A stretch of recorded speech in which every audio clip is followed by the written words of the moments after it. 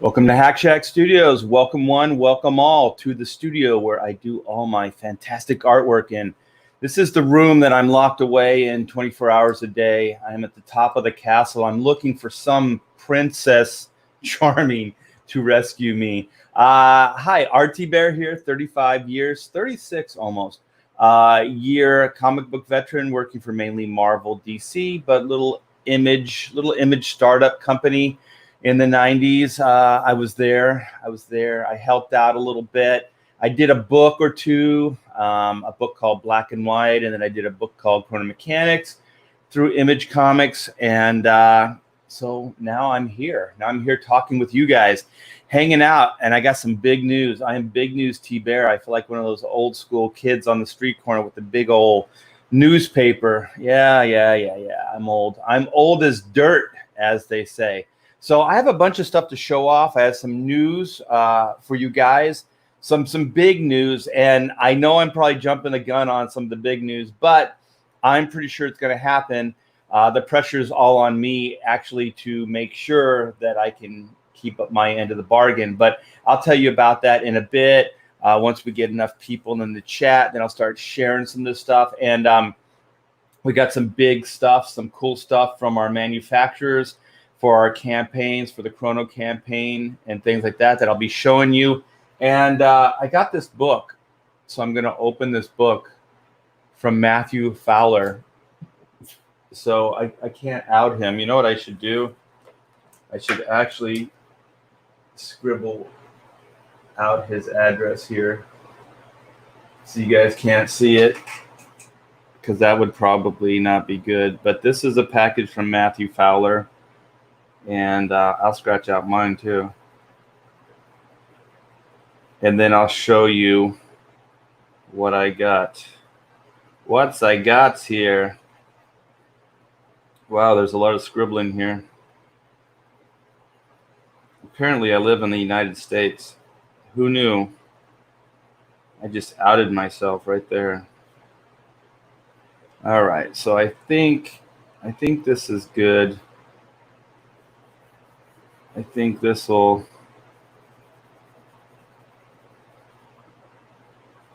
help not get anyone in trouble, because that's not what I want. I don't want anybody to get in trouble. And of course, I grabbed the marker that has the least amount of ink in it. All right, I think we're good. Okay. So yeah, let's see what's going on in the chat. We have Linkovich. What's up, my friend? Metal. Wah. Wah. Wah. All right, we got Leg Kick 1. Hello, Art. How are you, my friend? We have Roland. Roland, your boy. Yes. Nighthawk Warrior, what's up? Hey, Art T Bear, how are you? I am doing good, man. It is getting a little warm in California. But the good thing is I have a way to cool myself down. I have a pool. I have a little grotto. I have a little swimming hole in my yard here. And I have made a pledge with myself for the summer that at 4 o'clock every day, because that's when it kind of, the temperature gets unbearable in the studio here. It gets a little bit too much. That I am going to jump in the pool at 4 o'clock every day, if I have the time, and if I don't, I'm going to make the time. And for the last 2 days, actually since the 4th of July, I've been doing it.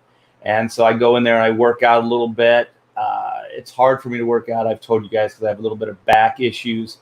But the pool makes it a little easier for me, and there's less impact.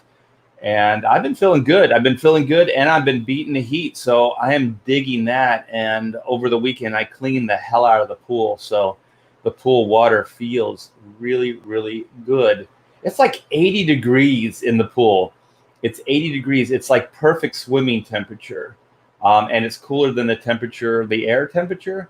So it's perfect. And also evening swimming, went out last night, is perfect as well, because the pool water maintains that 80 degrees. So it's a little cooler, the air, but the water is warm. So it's been working out perfect, man. And I am looking forward to my swim today as well.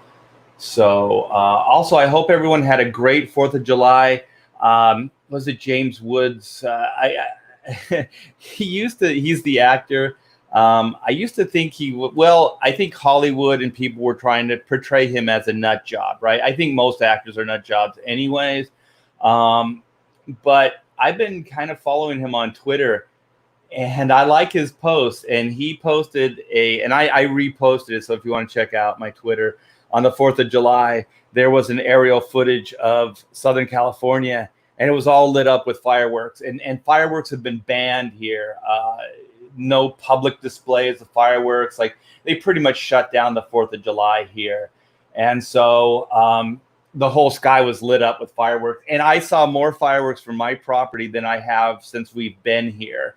The 27, 28 years we've been here. So the whole, like my whole, I'm up on a hill, so I can kind of look down. There's a valley there, and the whole valley was lit up with fireworks and stuff. So it was really, really cool. So it's nice to see that even when the government says no, that the people are like, no, we're going to celebrate the 4th of July, you sons of bitches. You're not going to shut our 4th of July down. So I thought that was really cool.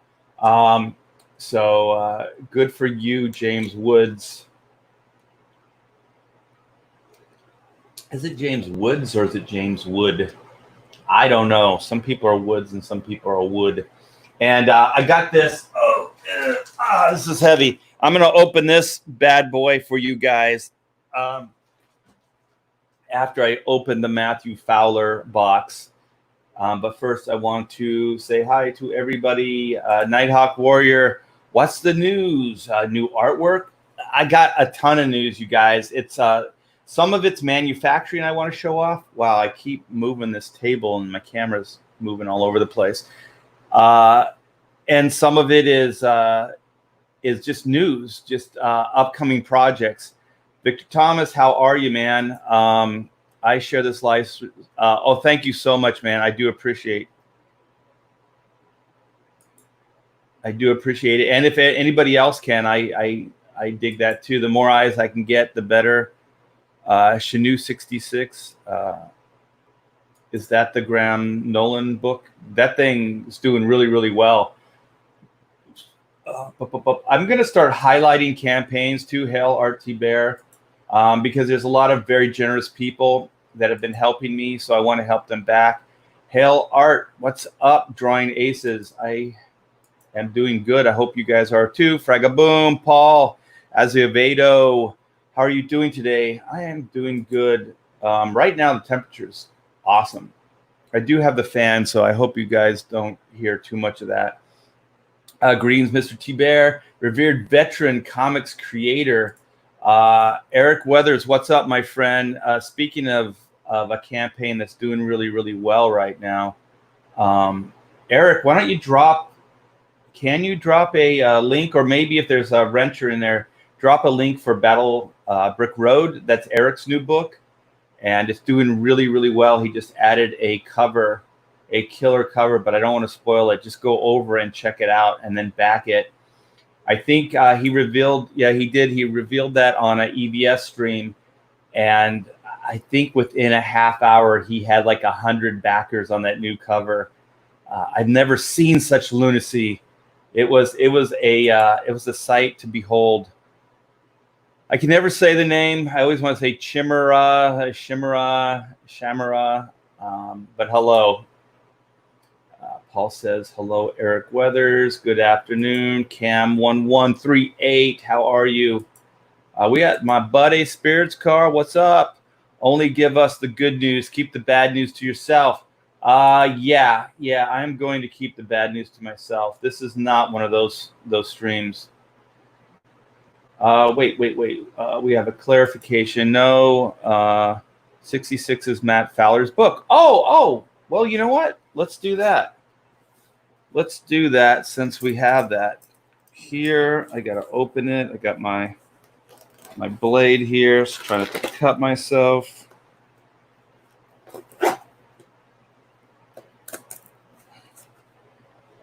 Okay. Well, this is pretty freaking dull, man. What kind of tape did you use, Matthew Fowler?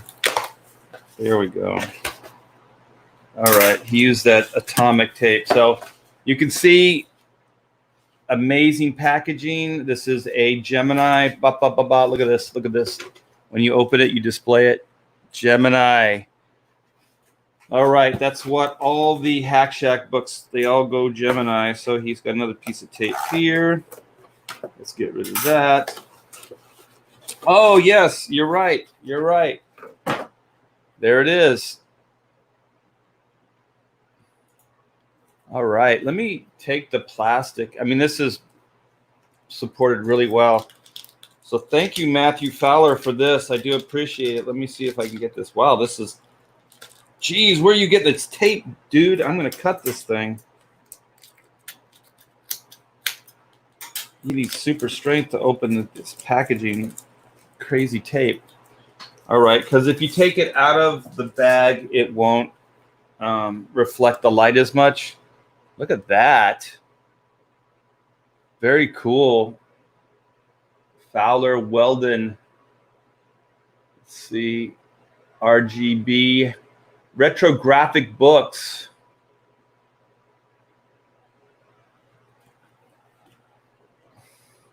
So this is the Matthew Fowler cover right here. Look at that. Only on Indiegogo. Let's see what it looks like on the inside. Oh my goodness. This is killer stuff.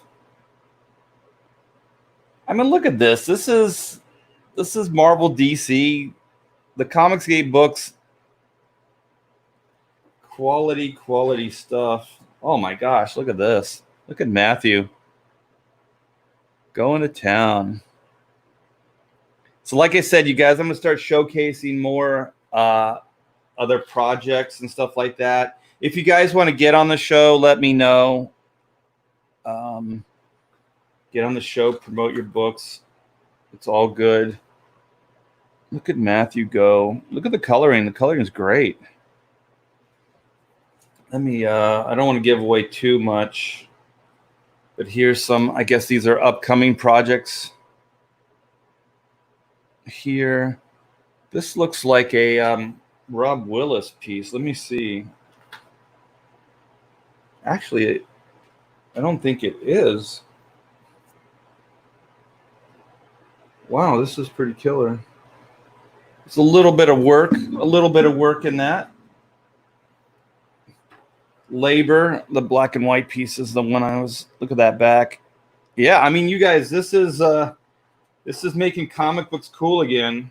This is, oh, haha, there you go. There you go, Eric. Battle Brick. Okay. Oh, man, there's character pieces in here in the back, too. There's sketchbook material. Look at that. So, yeah, go. I don't know how you get this book. I don't know if it's still in demand. Maybe somebody can mention it in the chat. But there's a shout out. And then the other shout out, I don't know if you know this guy. This is a new guy. He's just starting out. And so I definitely want to give everybody like a fair shot and a shout out and a spotlight. So one of the things about Comicsgate is it doesn't matter where you're at, as long as you're Comicsgate, you have enthusiasm for comics, you want to treat your customers right, and you want to do good, fun comic books, then that's what we're all about. So let me hit screen share, and I'm going to share this pretty much unknown with you guys. His name's Ethan Van Sciver. I don't know if you guys have ever heard of this guy. He says he's been doing comics for a while, but this is the first time I've seen any of his work. So he's got a book called Cyberfrog, Red Planet. And wow, for a newbie, he's got like over $1 million in sales. Yeah, he's got $1 million for his brand new indie book. This is not with Marvel or DC money, with advertising. This is all Comicsgate, you guys. So this young upstart, Ethan Van Sciver's got this new book, Cyberfrog 2. So apparently there was a Cyberfrog 1, so you guys should go check that one out as well. And This one's called Wreck Planet, but it's not like wrecked. It's like an alien spelling of wreck. So this is pretty good stuff, man. And I mean, for his not doing a lot of indie books, and for a lot of people not really knowing who this guy is, $1 million is a lot of money. 8,664 backers. Yeah, pretty good. So he's in demand right now. Come by, check out the campaign, and look at this cover. I mean, this is really good. This looks like a Jay Lee cover. So he's using some mainstream talent to help him out here, which is always a good move for a brand new person, you know. He's got toys. Man, this is a really ambitious campaign for a new crowdfunder and a relative unknown. Salamandroid, Death Sting. So yeah, you guys come by, check this out. It looks like there's a lot of cool tiers here. There's a cool, this one's sold out. The exclusive Honeycomb box set. That looks like a cool idea. I guess you can pack all your comic books in there, and you can keep them on your bookshelf. You can just kind of put that whole thing into your bookshelf. That's a pretty cool idea. There's what it looks like opened up. So it's not just a pretty cover, you guys. This thing's printed on the inside as well. So that's pretty bad, as they say, ass. So look at all these. Are these original art? I thought those were stretch goals, but Be a Survivor, join the cast. So look at this artwork. Wow, pretty amazing. Yeah, this guy doesn't mess around. We got some chicken fry shipping box. Served hot. Look at, even the inside is printed. This is quality shit. Apparently you get some chicken with this. So you get some fried chicken. Oh, here's the stretch goals. So look at that. Of course, Ethan Van Sciver is not a newbie to comic books. I'm pulling your leg, but you guys have already figured that out. Look at all these stretch goals. This is amazing. I would love to have a stretch goal for 400K. That would make my evening.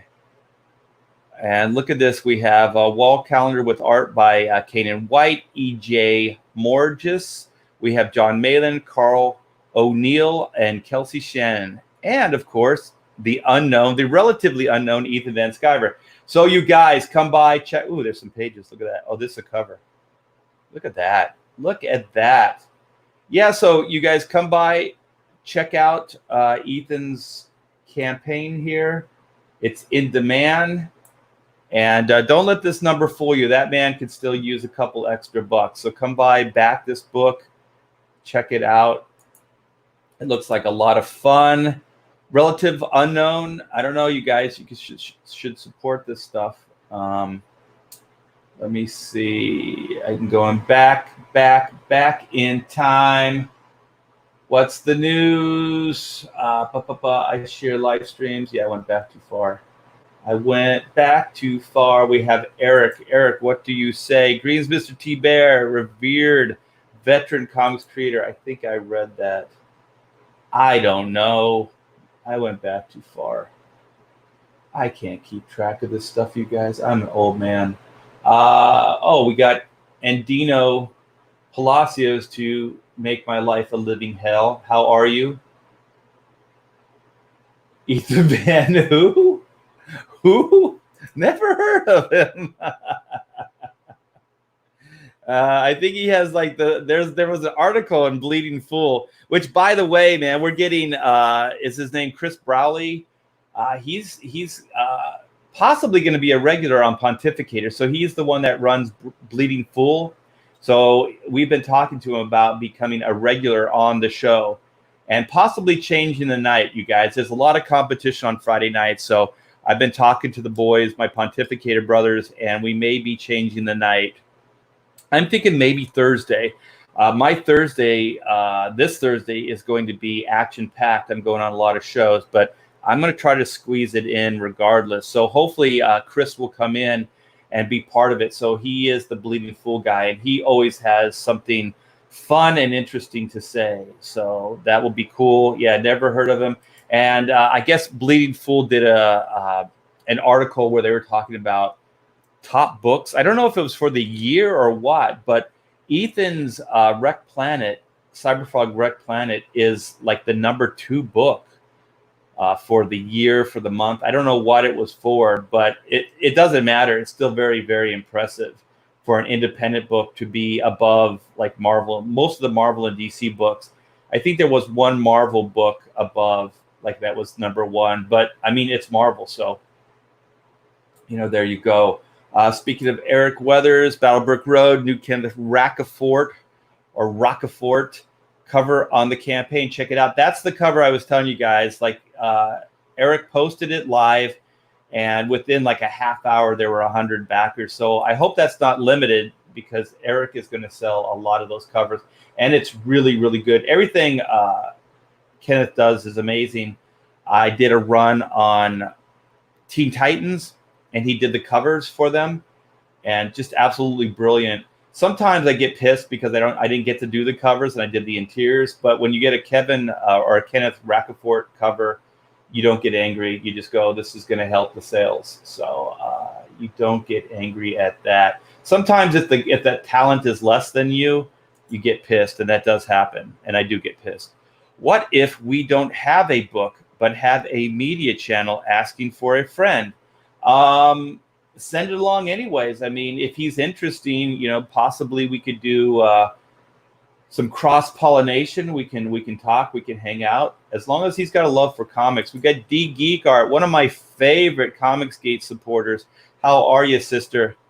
Hey all, did I miss the news? No, I'm just BSing. I'm trying to build up a frenzy. That's what you do. You tease these things. And man, am I teasing. Oh no, here comes a wrench. Yeah.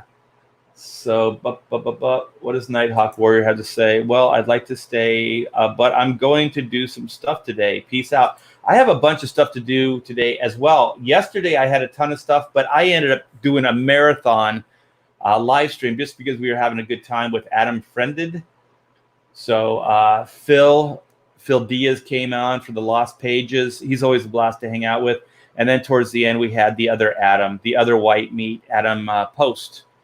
So we had both Adams. And like I said, I really like Adam Friended. He's easy to talk to. And I usually end up telling him stuff and saying things on his show that I don't anybody else's. I'm here, everyone. You all can relax. Just settle down. Just settle down. Okay, so... Van Sciver of the New Brunswick Van Scivers, the same. Ethan is a day person. I don't know. I don't think he is, man. I think he's a night person. Har. Okay. Oh, I see where you're going with that. See, that's not very nice. That's not a very nice thing to say there. Okay, sounds familiar. Did he do a Green Lantern? Yeah, he did. He did a Green Lantern. He did him sideways. He did him frontways, backways. There's a bunch of EBS jokes. EBS is doing a second Cyberfrog comic. The first one is called Blood Honey. Yeah.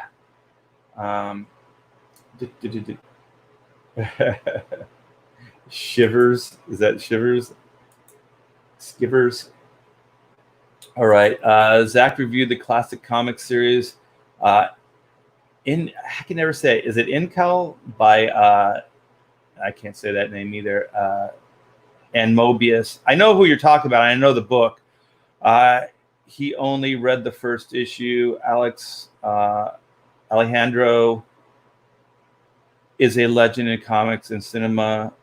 Made his first midnight movie. Is that Zach, your boy? I think so. Yeah, Mobius is a genius. How would you say, is it Incal? Incal. Incal, right? Yeah, that's the Mobius stuff. I love that stuff. I can never say those names, though. It took me forever to figure out how to say Mobius. What's up? I have to run. They didn't replace my brake light yesterday. Sons of bitches. I'm glad I asked Amanda to come down and push on the brake. So. Well, okay. Just tease this. I'm not going to open it right now, but just tease us and tell everybody how. Oops, I'm probably showing addresses. Oh, this thing. Oh, it's workout. Tell everybody how excited you are when we got this in yesterday. Oh, I was very excited, and I think they're going to be excited too. Yeah, it's so cool. It's so cool, you guys. Well, go get the brake light fixed. Yep. Oh, you guys, and while I got Pamela in here, we got our second and third proof, you guys. So this is the new proof. I'll go over that a little bit. I've got one of them downstairs. You know, I just realized something. The one they sent was the wrong size. It's smaller. No, that was the first one. The big. Oh, so no wonder. Yes. No wonder it was cut off. Ah, They cut it in the. They did a wrong cutting. Yeah, there you go. All But right. You'll tell them about that. Oh yeah, of course. Well, go get the brake light fixed. Yeah, I don't want a ticket. All right, you guys. So I got D Geek Art says hello, Pamela. I know I'm yelling into the microphone. I'm sorry, you guys. They hang out. Could it be?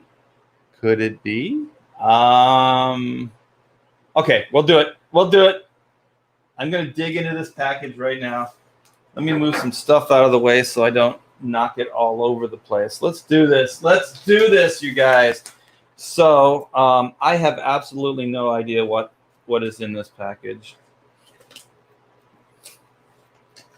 Maybe I do. I don't know. Wow, this is double. This is like Matthew Fowler's package. This thing's double and triple taped. All right, let's see. I wish I had my blade. I just have this dull pair of scissors. Okay, let me see here. All right. Man, this is, there's got to be an easier way to open this thing. There's no tab or anything on it, so I'm just going to have to rip into it. At some point, I'm going to have to go caveman on this. But I need at least a weak point. Create a weak point. Oh, I see. It's double bagged. So that's the situation going on here. All right. I don't want to potentially mess anything up. All right. So now we're into the real bag. Okay. Oh no, there's another bag. There's a bag in a bag in a bag in a bag in a bag. This goes on forever. All right. So let me see if I can do it this way. Let me see if I can give you. All right. So that's what it looks like here. All right. There we go. Is the camera still good? Let me move this down a little bit. Sorry, you guys. That's too low. There we go. That's good. All right. So you guys could see there's a lot of kind of grayish, bluish things in here. Oh my gosh. Could it be? Could it be? Let's see. Yes. Yes, it is. All right. I'm pulling right from the stack here. Look at this, you guys. Look at this. The Chrono Mechanics Team 9.2 of Sector 7 patches. They're in. These are the stretch goals you guys just funded.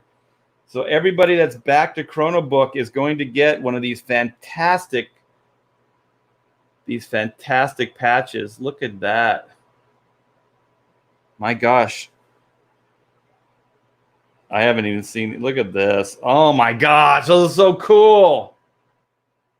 And the camera really isn't doing the gold justice. The stitching has metallic, like the blues and the golds have metallic in them. It's not really picking up the light. But in real life, those golds really shine. It's very cool, you guys. So thank you for helping Chrono get to this point. Look at this. Yeah, 45K. We're over 45K. I would like to keep this party crazy and keep it going. So you guys, there is a link for Chrono Mechanics in the description.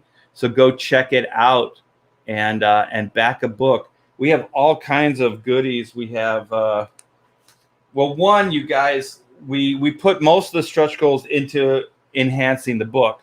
So we went from a 48-page book to a 60-page book. So we added 12 pages.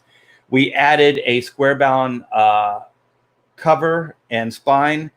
And so all the papers upgraded. And so we put most of the stretch goal money into the book. But there are some really cool, let me see, let me get this right, things here. We got the patch. We have the pin. We have the guitar picks. Let me take these out. Oh, you know what? I have some guitar picks right here. So we have the Doug Lucky pick right here, guitar picks. So you're going to get those. You're going to get the patch, the killer patch. Look at this, man. This is happening. And then and then we got the new proofs. Let me take this Post-it out. They gave us two different sets. I'm not sure why, but the one I was looking at was that the one here. But this is the proof. And I went over it yesterday and okayed it. There's a little bit of saturation in the coloring, but we're working on that right now. So this is all the cool stuff right here, man. Look at that. Yeah. So the book, I'm hoping. Okay, today's Tuesday. Early next week, if not sooner, to get these books in. And as soon as these books get done and we get them, we will go into shipping. So fulfillment will start the first day we get these books back, you guys. So we have everything now. You've seen it. You know, we got the patches. We got all the stretch goals. The main thing with the Chrono is the trading cards. We've had a little bit of delays and a little bit of bumps to get over with the trading cards. But today I should be finalizing them with the new artist that I have working on them. And so we should be able to get those off to the printers today. So really the cards are the only thing that's slowing the Chrono campaign down. And those are like the 11 or the 10 collector cards that come with the book. All the stretch goal cards are already at the printers. I designed and made those cards. So yeah, this book, you guys, look at this thing. Yeah, this is the version you guys will get. So look at the spine. Look at that. Look how cool. Yeah, I'm so happy. And it's kind of a satin finish, so it's not real shiny. And I like it because it doesn't distort the image. So I think I'm going to be doing more of my covers like this. I'm not sure that I'm going to do the next black and white this way because, you know, the first issue is on shiny. So to keep them compatible, I probably will do it the same way as this just to keep the look the same. But going forward after that, I'm going to do them all this way because personally, I like it better. I don't know how I mean, some people like really shiny, but I think you can see how it picks up the light. It kind of distorts the image sometimes. So I kind of, and sometimes this shows a little bit of smudges and finger prints and things. But this stuff right here, man, this is really durable. Like it doesn't, it's really slick to feel, but it doesn't really show any fingerprints or anything. I love this back cover, man. It's not just an adventure, it's their job. And it's got all the quotes. T-Bear makes time travel relatively fun. Einstein. What is it? It's, I can't read it. Smarty Pants Scientist. Yes, there's all kinds of fun quotes here. I'm just so proud of this book, so happy with it. I'm going to show you guys some stuff. So here's the front inside. I'd like to take a moment to thank Rich Birdsall for some of his writing contributions, and Render Contender for his art contributions. We couldn't really do this book in the timely fashion that we did. I know you guys sometimes think this takes a long time, but it really is a one-man crew, which is myself. So it's a lot of work to put a 60-page book together. So if you can get some good, reliable help, it always does help. Oh, you know what? I'm not going to show you that. I was going to show you the back inside cover because it's cool, but it'll give away the last page. So retrofit is done, you guys. This is the okayed proof. We have one note that the colors are a little saturated, but this is digital. This is not the offset printed version that you're going to get. So it could be because of the printing process. So we're looking into that now. And as soon as we get past that, then we're going to go into full production on these bad boys. So I'm very, very excited, you guys. So look at that. And you know what else? You know what else? You know what else? Haha. Everything I'm showing you right now, that's not even the big news. That's not even the big news. This is just, you know what? This is just cool news.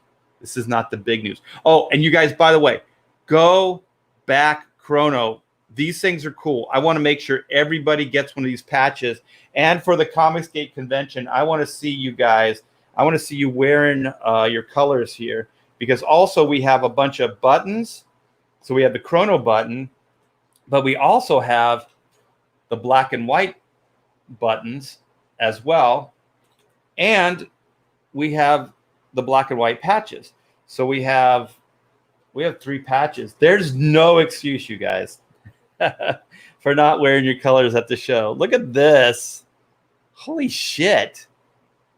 God, I'm so proud of these things. Let me see if I can get a good display of them. Look at that. And remember, I told you, I was telling you that we're making bigger, so you can see the size of it. Because hindsight's always 20/20, and we had to kind of redesign this one a little bit because it was hard to get the stitching details in. So if we would have went a little bit bigger, it would have worked out. I mean, it's really, really good now, but it would have been even better. And then this one, I think, works okay as the smaller one because it's more simple. So I'm learning that if, like, the stitching on this, look at the little writing and everything.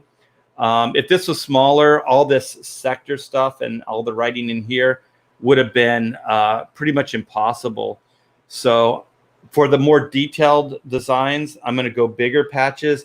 And then for the more simple, I'm going to keep the small. And I think it'll be good, like, variety of sizes too. I think things get boring when they're too much of the same. So yeah, I got all this merchandising, all this cool stuff. And also, you guys, we just sent off the sticker. So I redid the artwork for the black and white sticker, the oversized sticker. And let me move this down so I have some room here. So that sticker went off to the printers today as well. So that's for the black and white stuff, which I'll go over both campaigns with you guys. And then if you have any questions too, you guys, feel free to ask, because one of the reasons I like doing this is it's a little bit of a Q&A as well. So I like that. I like hanging out with you guys. Oh, patches are amazing. Patches are dope. Woohoo. Oh, sweet. It's a bag of human hair from India. You guys are funny, but it's not. The camera shaking is getting me seasick. I apologize. I don't know why it's extra shaky today. My table's unstable. Maybe it was because that bag is heavy. So maybe it was compromising the table a little bit. So I apologize for that. The patches are dope. Thank you. Those turned out so nice. Cool, thanks. Patches look amazing. All right, here's a question. Spears Car. And to think, Art question the shape of the patch would be. Turn off the critical thinking and listen to us, Art. Always listen to you guys.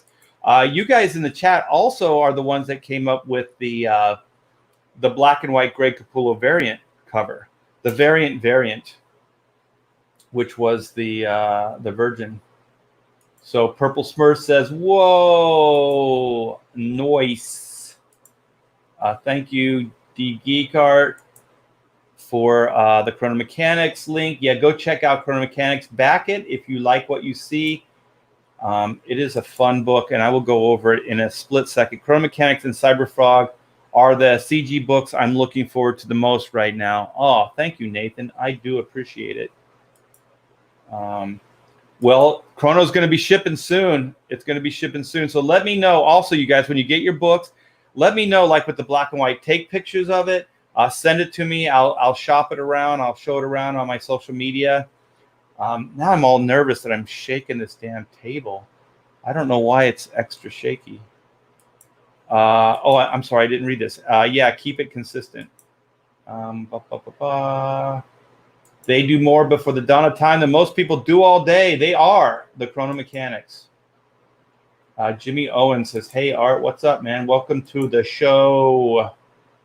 Welcome to the show. Spirits Car always has some fun insight, but I'm going to read D Geekarts first. That's hard to say. If you are excited for those, you should check out Art's other book on Indiegogo, Black and White, and Florida Man by Chris Brawley.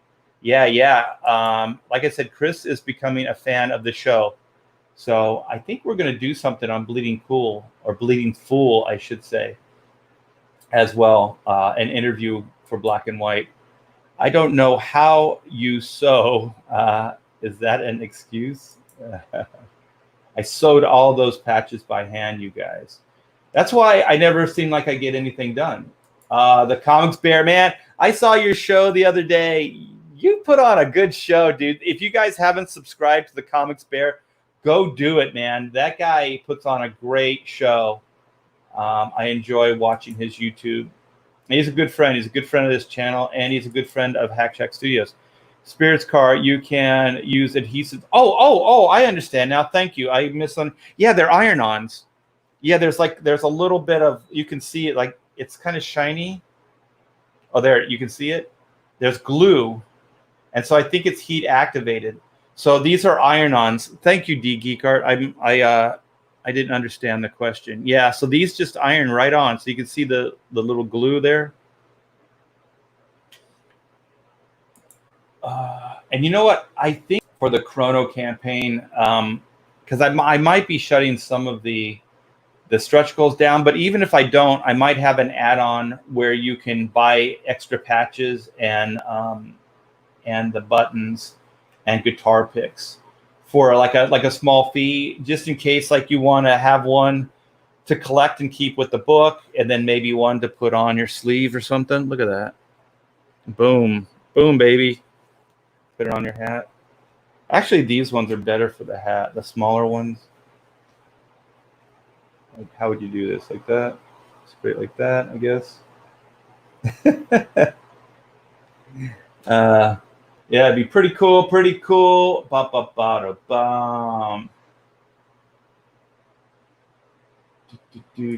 Jimmy Owens, thanks for letting me have a second chance at Black and White art. My pleasure, you guys. You wanted it. The reason this is up is because of you guys. You said you missed out and you wanted a second chance, so that's what we did. If you guys didn't say that, I would never have had the idea, and I never would have done it. So everything I do is because of you guys. So if I didn't have an audience, I would just be making these comic books for myself. And that would be sad. Right, Amanda? That'd be sad, right? Yeah. She's getting ready for work. Okay. We have Kevin Thompson in the chat. Are you able to show anything from the Chrono work in progress? Oh my gosh, dude, you always do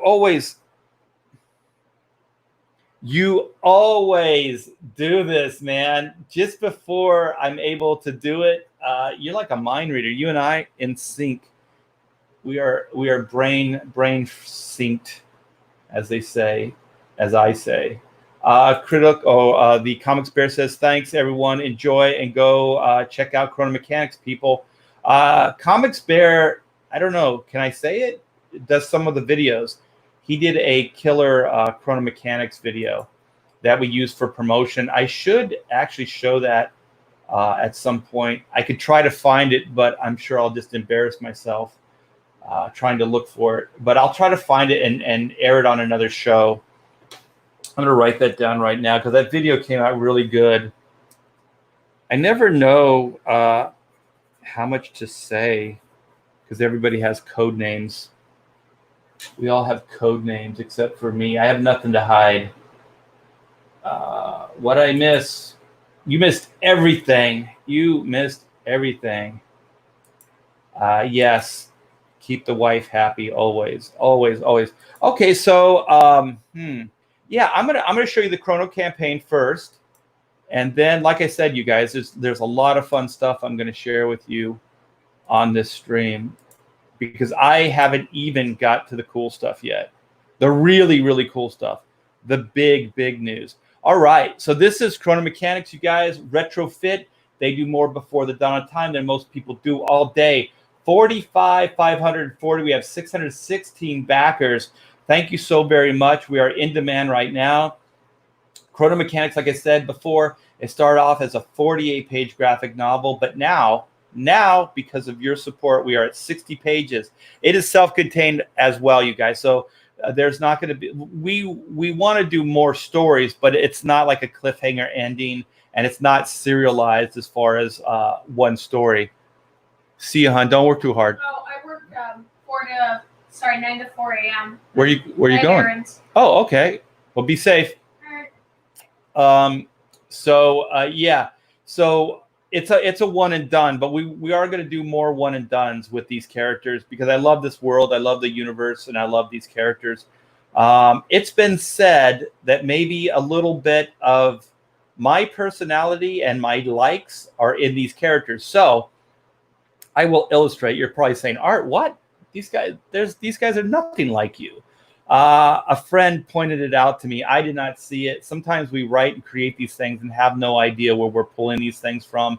But I remember a Jack Kirby quote, and he told me this. He told me this right to my face. He said, write and create things that you know. Even if it's a crazy Galactus storyline, try to connect with something that is real, something from your life.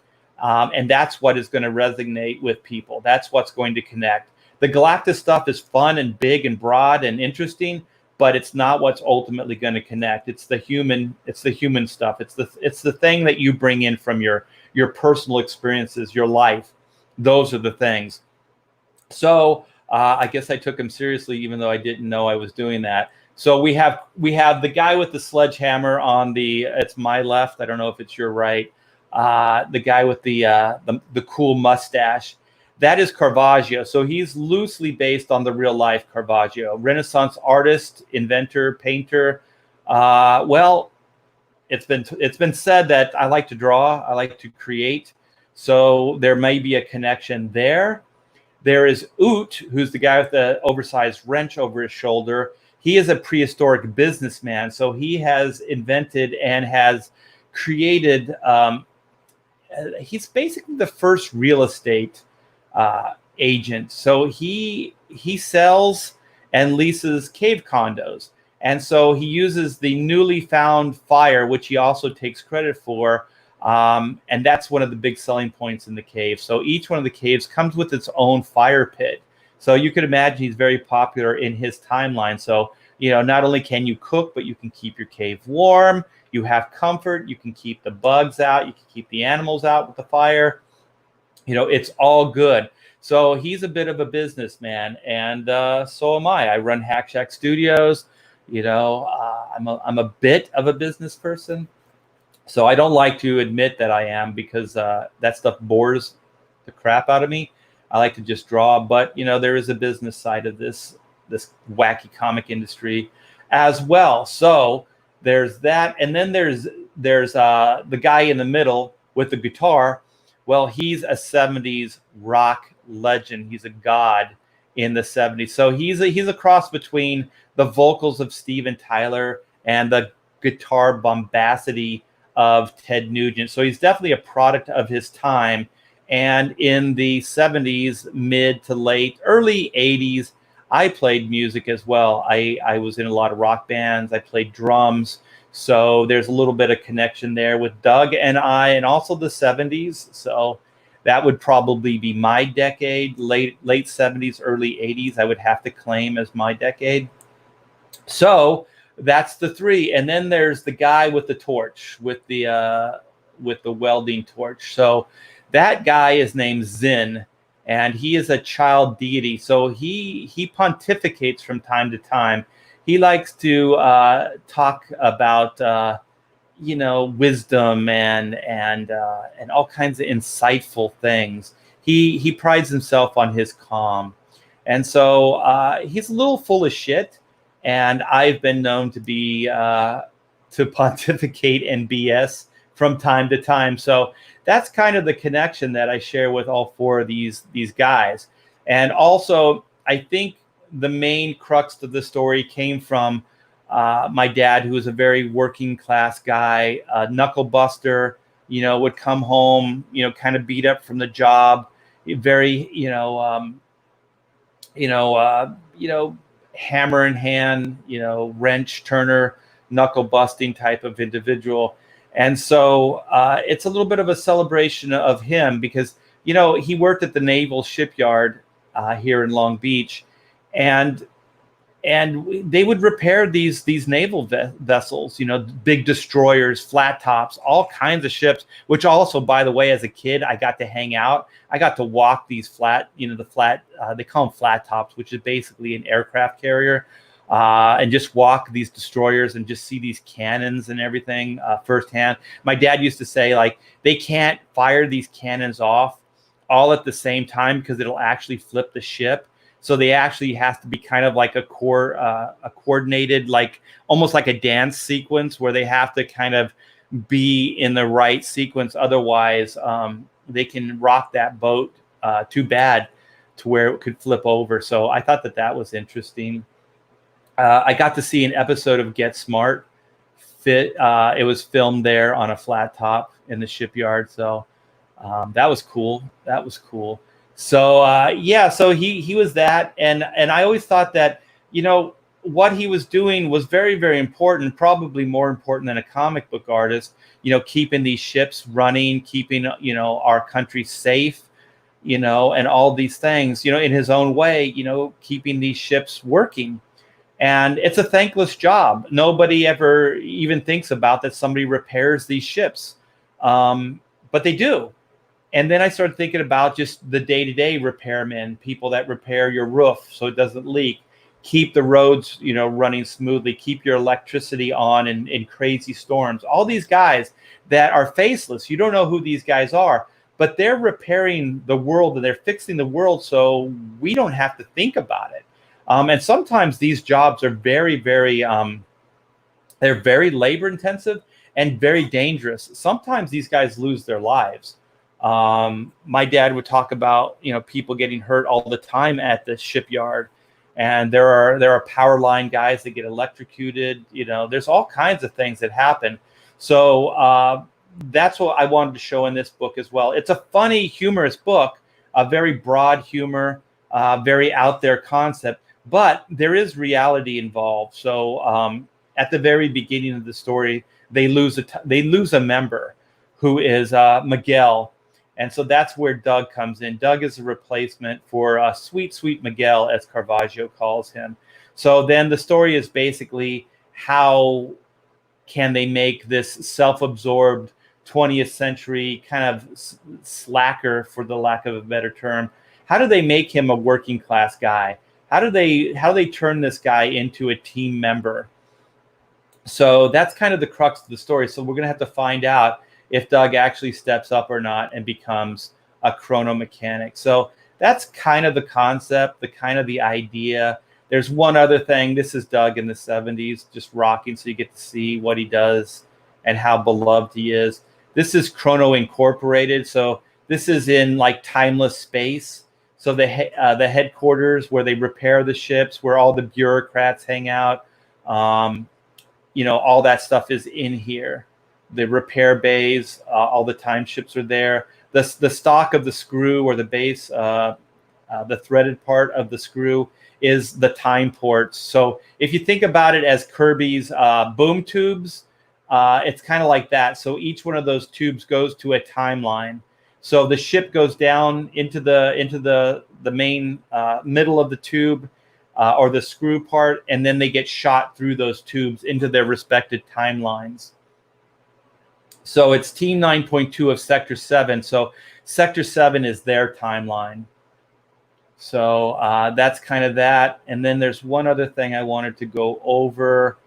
And this is why I put these pages in here, because these pages illustrate that they're a little bit Shazam oriented. So they start off as their core selves, and then when they put the suits on, the Chrono Mechanic work suits, they actually transform. So they're body transformation suits.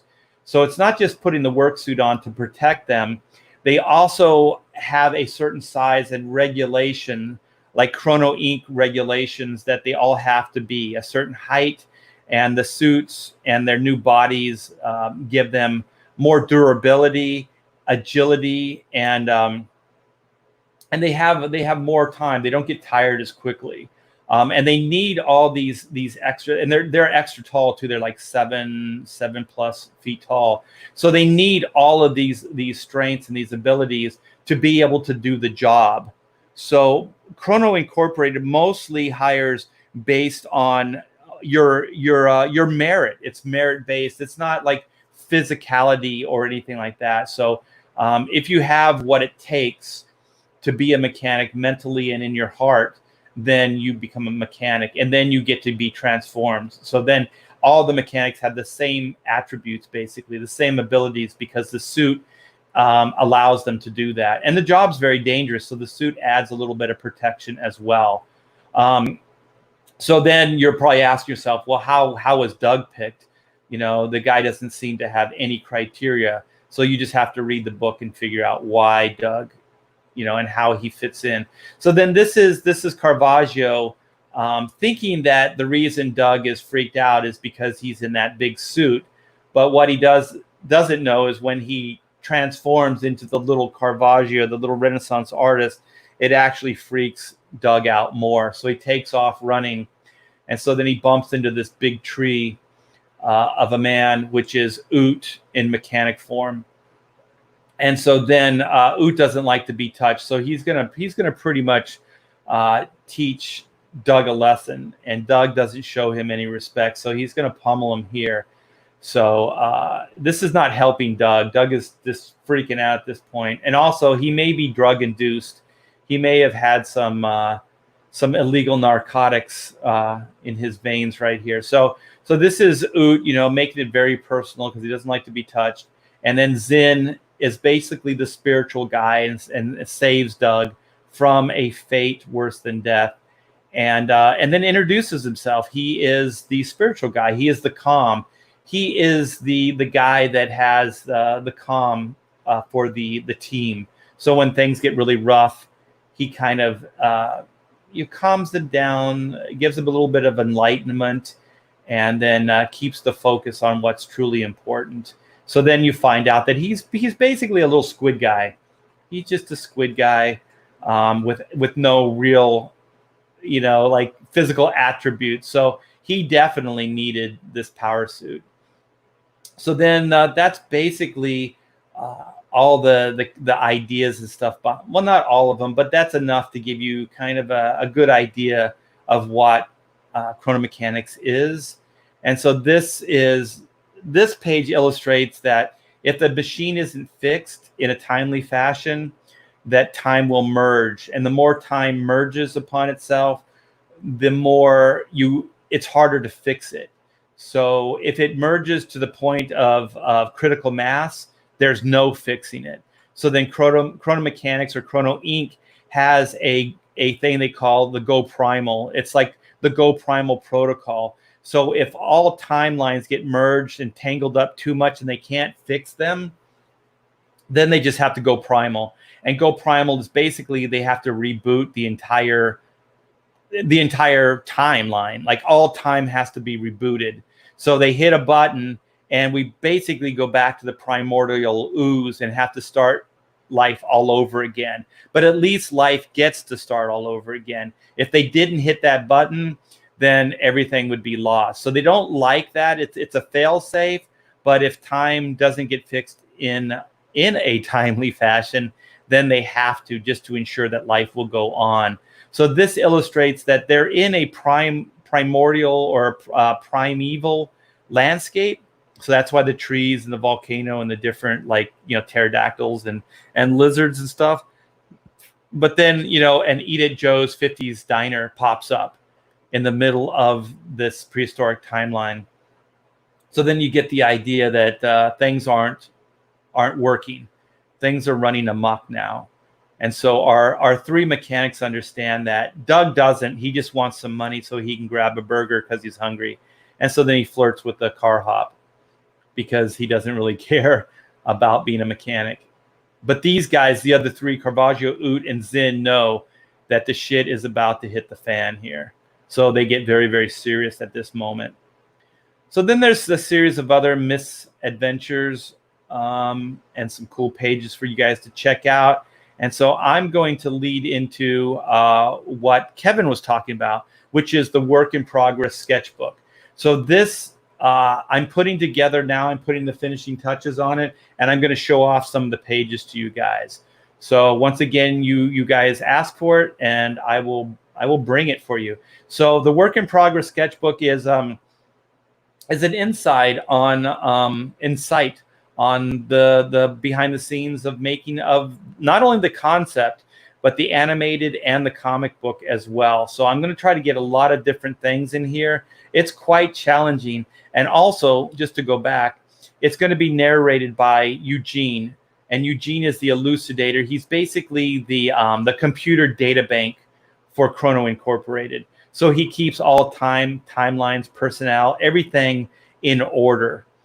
So he's a know-all, and he is a computer program, but he likes to think of himself as a human. So he has this hologram that he can convert himself into, and he can become a physical being and walk the halls and hang out with the different mechanics and different people. So he likes to think of himself as a human, even though he's not. But he may have more human. He may be more human than some of the other people that work there. So these are some different images that will be in the sketchbook. So these were for the animated, the Oot and Zin drawings here. And so then this kind of works hand in hand. The mystery sketch, you never know how much what you're going to get. It kind of works hand in hand with the work in progress. So some of the drawings and things that are in the work in progress will be given to you guys if you back this tier. So it's only $20. It's an add-on. It's only $20, you guys. And you can get an original piece of artwork that went into the making of, like I said, the animated or the comic book or just the concept in general. Because I did kind of come up with the concept before I was even thinking about a comic book per se. So it was just a property that I was fooling around with. So yeah, here's some variant covers. So check those out. Please back these. These things are amazing. This is Sean Cheeks Galloway, Oot. This is Tom Bancroft, Doug. This is Zin by the great Aaron Lopresti. And this is Caravaggio by I'm sorry, I'm blanking. Carlo Barberi, who's a brilliant artist, and my buddy. I worked with both Aaron and Carlo. I worked with Aaron on Detective Comics, Batman, and I worked with Carlo on Super Sons. So yeah, you guys, please come check this out, back it, and let's keep it going because every little bit does help. And I would like to do more stuff with this, possibly, some more stretch goals, things like that, just to keep it fun and keep it moving and keep it interesting. So thank you guys for that. And what was the funniest book you worked on art? It's Chrono Mechanics by far. I worked on a book called Myth Adventures with Jim Valentino in the day, and that was based on the Robert Askren novels, and that stuff was pretty funny too. It was kind of fantasy sword and sorcery stuff. So Paul says, love your inks on X-Men and your pencils after Jim Lee left the book. I do have that as a note, you guys, because one of you said like you would like me to talk about that at some point, and I will. Miguel, sweet Miguel, our Spaniard. Yeah, we have a very diversified team on the Chrono Mechanics book. My husband works at DWP, and my dad started as a Navy mechanic. They are behind the scenes guys that keep things moving. Definitely. And this book is a celebratory, tribute to them. It might not seem like it because it is a lot of fun and it's a funny book, but it really is. There is a lot of heart to this story as well. We have a giant green eyeball tickler, some beautiful art. Thank you. And we got Blue Samurai. Zin is secretly art putting himself in the book, the calming presence. Yeah, I think all those things. It's funny because I hope everybody has a friend like this that really knows you and still likes you, even though they know you very, very well. And I have a few friends like that. And I have a friend that sees through all the bullshit.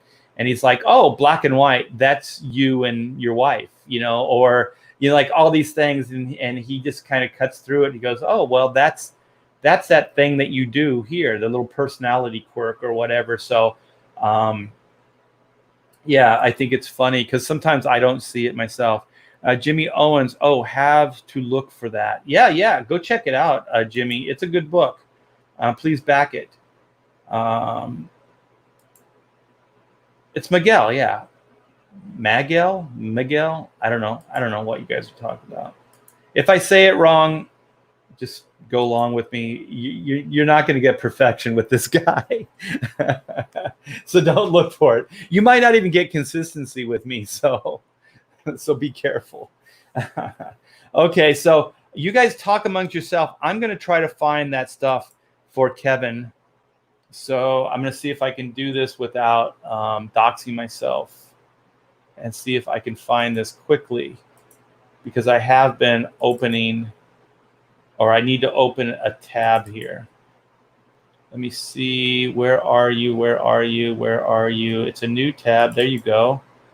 And let's open all of you. So some of these I might go quickly through, and some of them, there we go. All right, they're downloading now. So I got them downloading. So I'm going to show off a little bit of the work in progress book. And you guys, I'm really, I don't know if it's going to be a problem, but I was working with people on the trading cards, and I was working with another artist on the work in progress book, and they were supposed to bring all this stuff together. And I had a little bit of problem with them as far as getting work done. The stuff I was getting was really, really well done, but it just wasn't coming in, and then communication broke down. So I got another person doing the trading cards, and I'm doing the work in progress stuff myself. So it's coming along pretty good. Hello, you're back. Is the tail light working? Yep, all fixed, free of charge. Free of charge. All right. Well, I'm gonna show off the work in progress pages that I've been putting together the last couple days.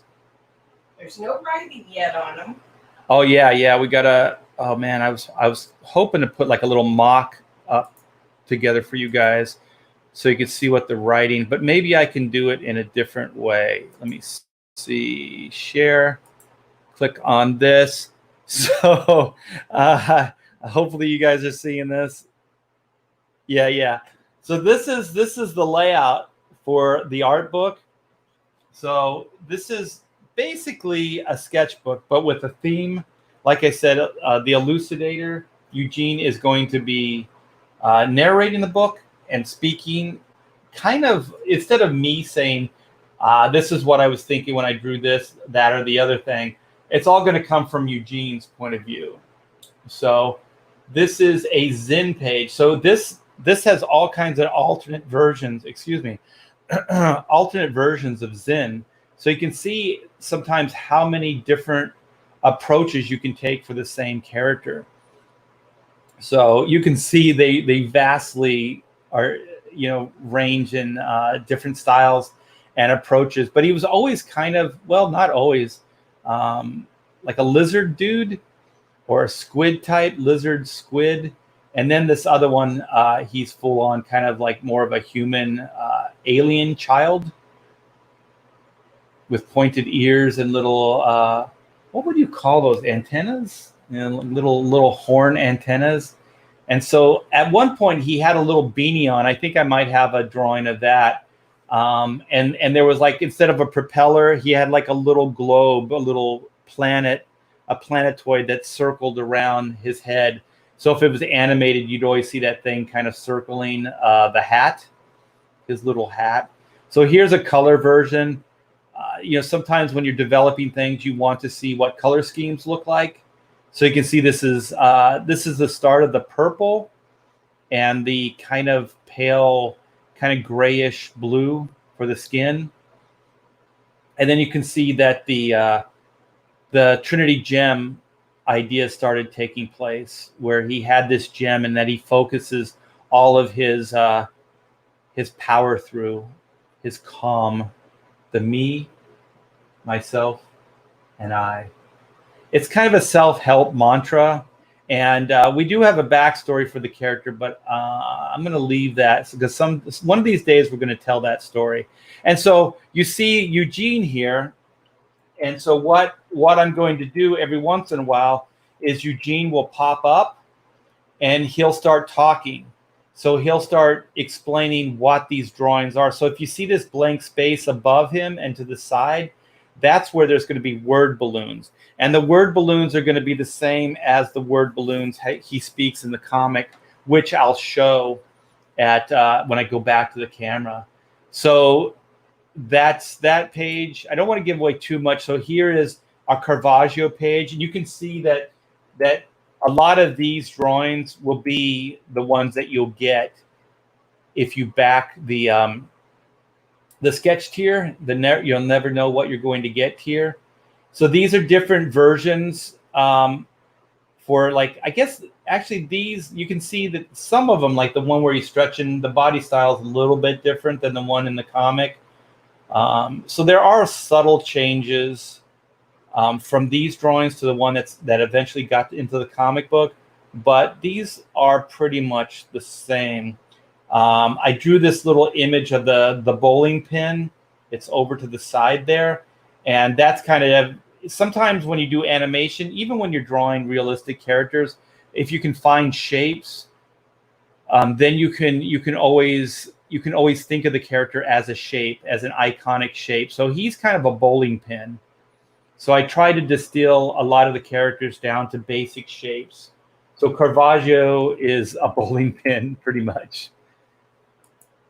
And so here is, I did another animation pitch for like younger version. So one of the notes I was getting back from one of, I forget who it was and what network, but it was like people want to see themselves as the characters. So one of the trends at that time was that they wanted more kid-like characters. So, kids could see themselves as these heroes versus, more adults. I totally disagree with this idea, by the way. When I was a kid, those Scooby-Doo characters were older than I was, and I didn't care. The Super Friends were older than I was, but I didn't care. I didn't need to see, that it was a kid, on the adventure. I still went along with the adventure. So I do wholeheartedly agree or disagree, but, when they hold the cards, what can you do? So I wanted to play nice. So I came up with these different designs for the animated cartoon. And so then also I was going to do a storyline. And one of these days I'll tell you the storyline because I think it's pretty funny. I have a whole slew of Chrono storylines that I could do. I just need time to be able to do them. And hopefully, if you guys keep supporting these projects, it'll give me confidence to do them.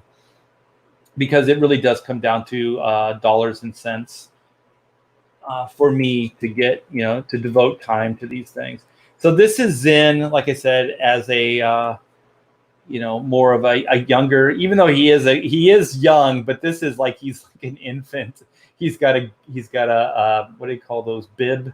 He's got a bib on, and he's drooling because he's very baby-like. And so then this is once again the Eugene narrator. So this is going to have word balloons around it where he explains pretty much what I just said, that this was designed for an animated show.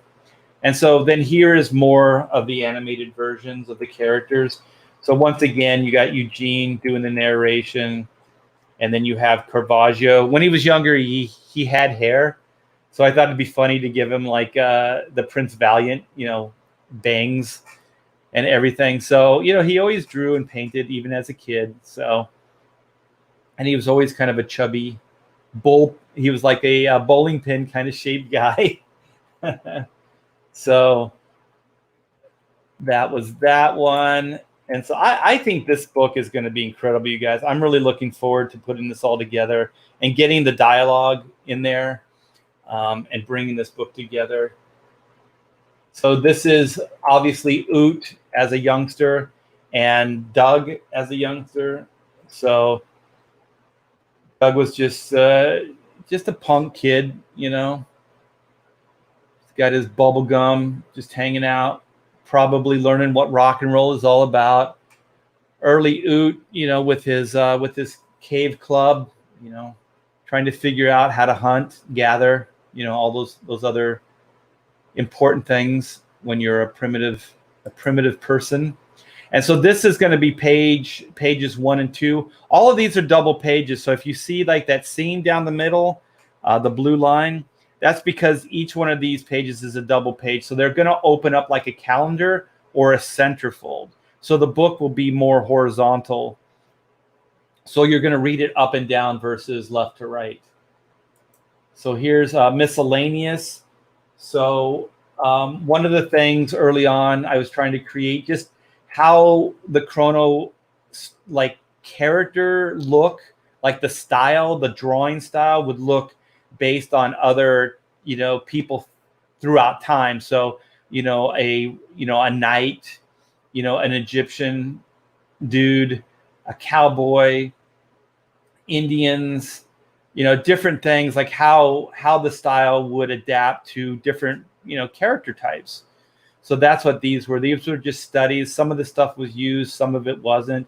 One of my favorite drawings is actually, I really like this cowboy. I think he's cool looking.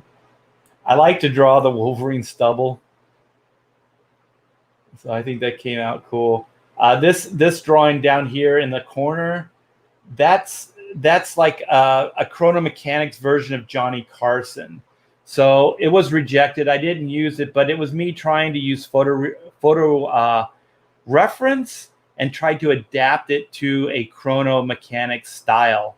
So a lot of this stuff was, there was a lot of trial and error, to try to figure out how the style would work and then how it would adapt to different, types of characters and possibly even real people throughout time. So then this is one of those kind of animation studies that I did. So here's Oot, and then you can see Eugene, and then right in here, the space will have word balloons. And so there's Caravaggio. I was also playing with like how you would do a logo. So the Oot, Oot had a logo. Caravaggio had a little bit of like a scroll logo. So these are just things that you do when you draw and you try to develop, ideas. I like this one a lot. When this came right after Marvel fired me, so I do have a video where I get into the details on that. So one of the things that I do thank them in the long run for doing that, because it did open my eyes that these mainstream companies are not going to take care of me in my old age, and that I need to do this stuff for myself. So what happened is, after I was canned and then told I would never work at Marvel again after 25 years of service, and making millions and millions of dollars, I just thought, I'm going to draw for myself. So I took 2 months off, and I just drew and painted and just did what I wanted to do versus anything that I was contracted to do, anything that I, like work for hire stuff. So I started painting again because I did paint. I worked as an illustrator when I was younger, when I first started. So I started painting again. So I adapted some of these characters into, like, just what would they look like if they were painted up. So that's what this Oot is here. So it scanned up really nice. I was able to get the scans to look good and all the colors to look good. So I decided to make it one of the pages in the work in progress. So I'm really proud of the way this came out. Yeah, I think it came out really cool. So then Eugene pops in again, and he's going to add his 2 cents. Probably say something similar to what I just said right now. So this is one of my favorite pages, and that's a double page spread as well. So then here's more. You can see the Zen logo. And then we have, this is some more variations. I think Zen and Oot had the most variations in the character designs. So you can see this one right here. I'm not going to do that. The one right here, this guy. You can see the Mobius. Like, I was also at the time, I was like, well, if I'm not going to draw mainstream, then I can start looking at other styles and things like that. So this is, I think, one of the first drawings where the Mobius influence started coming into the animation style. So you can see some of the rendering and things like that. It was very Mobius. And even the design, you can see that some of this led to the eventual finished design, but I think this was the big crossover. This was the big eye opener for the new approach to the character. And then you can see how long ago it was, like the logo. I couldn't take it away from the artwork. So I drew this. I had sheets drawn up, like layout sheets that had like my logo for the character or the concept in there. So you can see it says Quantum Mechanics.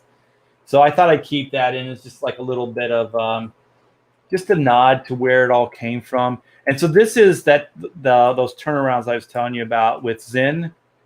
So he had like the little ball orbiting the hat.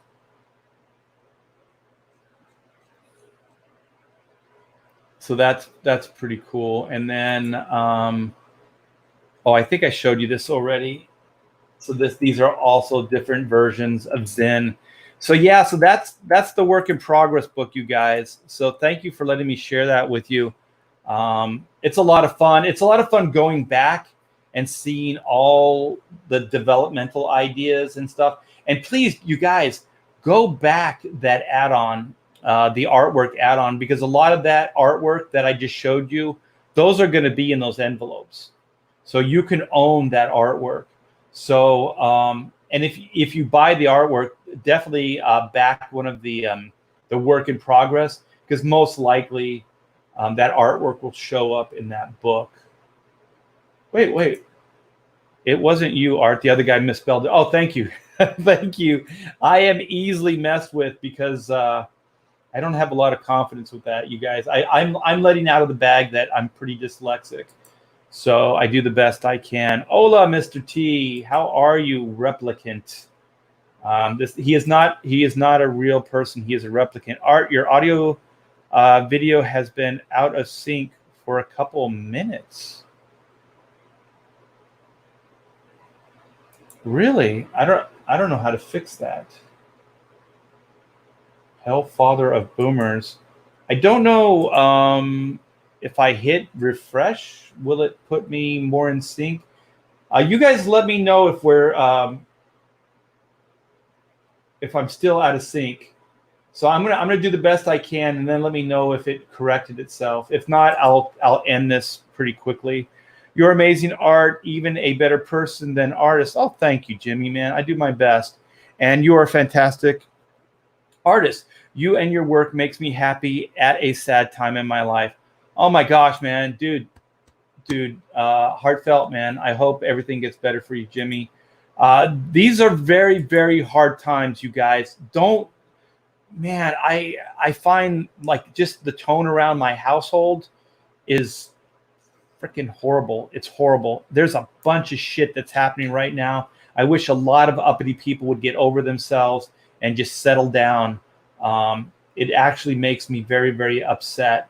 Life doesn't have to be this hard. And you know what? Life isn't fair, and it never has been, and it never will be. We do the best we can with what we have. And I think we have a pretty cool system, a pretty good system.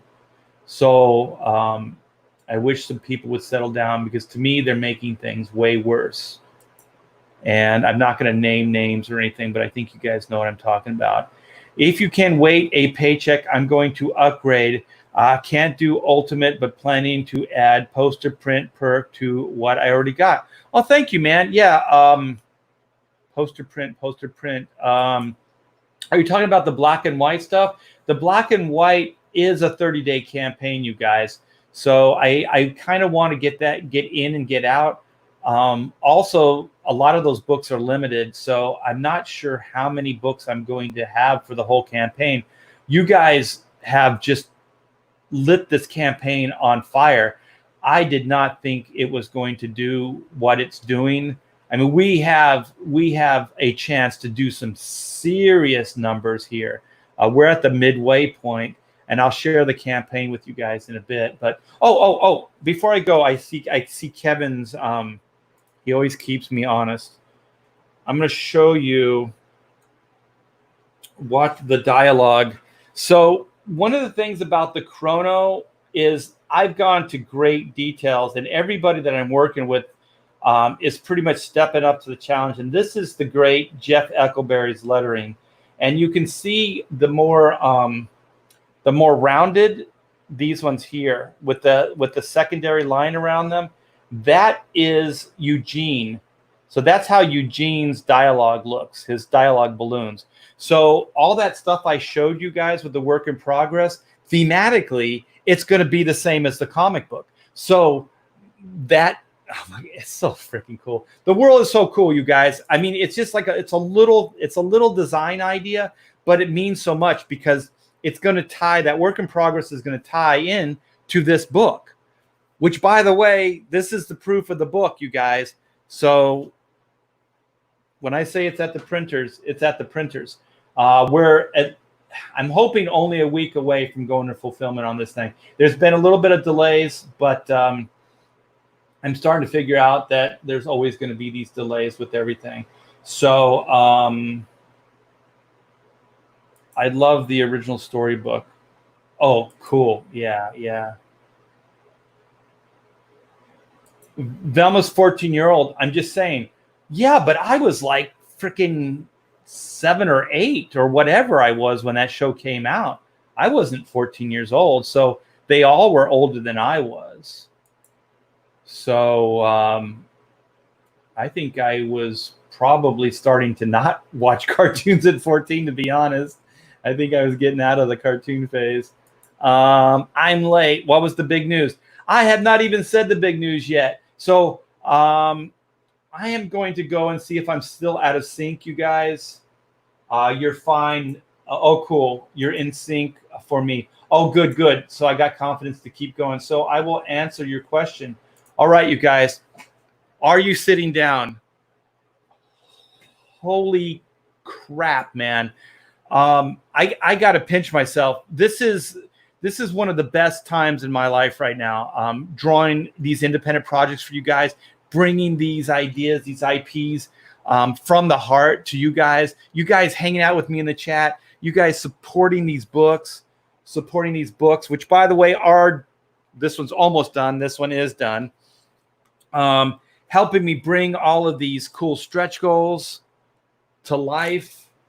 You know, the patches, all this cool stuff. And this is just the tip of the iceberg. This is just the beginning, you guys. So I'm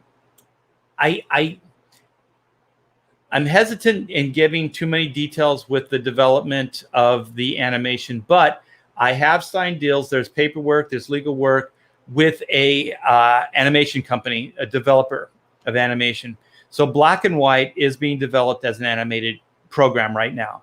So that is happening. So like I said, I don't want to jinx it. And two, there are some horrible people out there and I don't want them to F me over. I don't want that to happen. So I've been pretty upfront with who I'm working with. So, I'm hoping that everything is copacetic. I hope I'm not giving some idiots ideas to hurt me. So I don't want to spend too much time on that. So just know that that's happening. That is the go. That is happening right now. The next thing is that I've been in talks with one of the key guys that is developing for the animation. I want to get that guy to draw a Black and White kids version comic book. I want a version of that show, the Bible, the world that we create for the animated show. I want that to be a comic book. And I'm just going to call him John. John agrees at this point. So we will be, once we get the Bible, we have the show designed and created, and we get the proper people on board, we will be developing this as a younger person's comic book based on that cartoon show. So you guys will get to see, and I'm going to be transparent with the development of the show as well. As much as I can, I'm going to let you guys see how everything's coming together and all that other good stuff. But you guys will be able to own basically that pitch. You'll get to, and I'm hoping it's the same guy. I'm hoping, because that guy, I want to name names, the guy that we have that's going to do the heavy lifting. I want to bring in other people to do some design work. I have some friends and I just want to do it. There's money for it and I want to do it. But I'm hoping to get that guy to draw the book. There's also Pedro, who is in the chat. And he did an animated version of the Black and White characters too. And I showed that to my partner, John, the animation partner, and he likes Pedro's style. So we may even be getting Pedro. I kind of threw it out there. This is all tentative, you guys. So anything could change, all of this stuff can happen. It can change. But let me, you guys, I'm reading your, say no more. That's great news.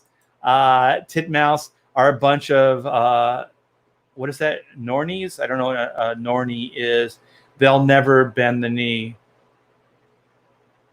I'm going to take this as a plus, like a good thing. Cause I don't know. Black and White Adventures. Yeah. It's going to be so cool, man. Oh, Spirits Car is right in there with you, Tickle. It names itself. Yeah. I like adventures. I think the word adventure is freaking awesome. It harkens back to all the cool stuff that I liked as a kid. And it's so all encompassing. It could be superhero. It could be spy. It could be space. It could be jungle adventures, it could be all kinds of different stuff. So I do like the adventure part of it. And so John, who's my partner, the animation partner that we're working together on putting this show together, he's a big fan of like, is it 90s, like Transformers and G.I. Joe. So he's not going to shy away from some of the more harder edge stuff, because there's going to be gunplay, in Black and White. I mean, Black obviously uses guns. They're non-lethal, but they're still guns. And I know Hollywood they're just, I don't even want to get into it. I don't, those guys are as hypocritical as they come. I mean, as soon as we show that it could be profitable, then everybody's going to be using guns again. You know what I mean? Like, they're just slaves to the money and power. They don't really care about integrity. But I don't want to go off on a tangent. But he likes those ideas of gunplay, like the G.I. Joe stuff. and Transformers, which is robots. So basically, the Black and White Adventures, which you guys already dig the name, we're gonna have gunplay and we're gonna have robots. So basically, it's just going to be destruction of robots every episode. So the crux of the story, just as far as giving you visual eye candy, is going to be they get into a situation and then they get to destroy a bunch of robots. You know what I mean? So whoever we get to animate this show is going to have to be in love with, and we're going to have to figure out how to do some cool devastation on robots, because I think that's going to be badass. And it's one of my favorite parts about, the new Black and White, because there were robots in the original, but the new one is going to have even more. So there's Pedro. Just being considered is enough, man. No problem, man. No problem. Laser guns. Yeah, there's going to be laser guns. Like, there's all kinds of stuff. Like, I explained it before, but Black and White, and Kevin is he bought, like, I think the first issue of the ongoing of Black and White, and we delve into supernatural. So there's going to be supernatural. There's going to be like super science, robots. There's going to be like tech merged with like supernatural. There's going to be robot bad guys. Yeah. There's going to be all kinds of just fun stuff, because I don't want to limit it, because my imagination, I like it to be an open canvas. I don't like to be too narrow. And I know the world at some point has to be what it's going to be. You have to say these are the parameters, but I want to make the parameters big enough that all my tastes and all my interests can fit within those parameters. You know what I mean? It could be a catch-all for my imagination. So that's kind of what I'm looking at. And Kevin says Juju. And you know what, Kevin, I have an updated version of Juju, which I have to go through all my Black and White drawings and stuff. So if you liked her in that first issue, I think the colors were a little weird on her suit, but the new version is that much cooler. So she's kind of a necromancer. She's like, she uses technology to raise the dead. So she's a Valdoon priestess. She's supernatural, but she also has a tech side to the way she raises dead and animates them, which is fun. Will the series start with the retelling of the origin, but for kids? You know what? I don't know. Like, I look back at my youth, and I wish there was, like, could you imagine the Batman 66 series with Adam West having an origin story? Would that just be so mind-blowing, surreal? It would be freaking nuts. Like, with that sensibility of the 66 show, with the retelling of his origin, or just the telling of his origin, his parents being killed and all that other stuff, and then present day, and then even an origin of Robin. Man, I don't know how they would do it. I know that's why they probably didn't do it.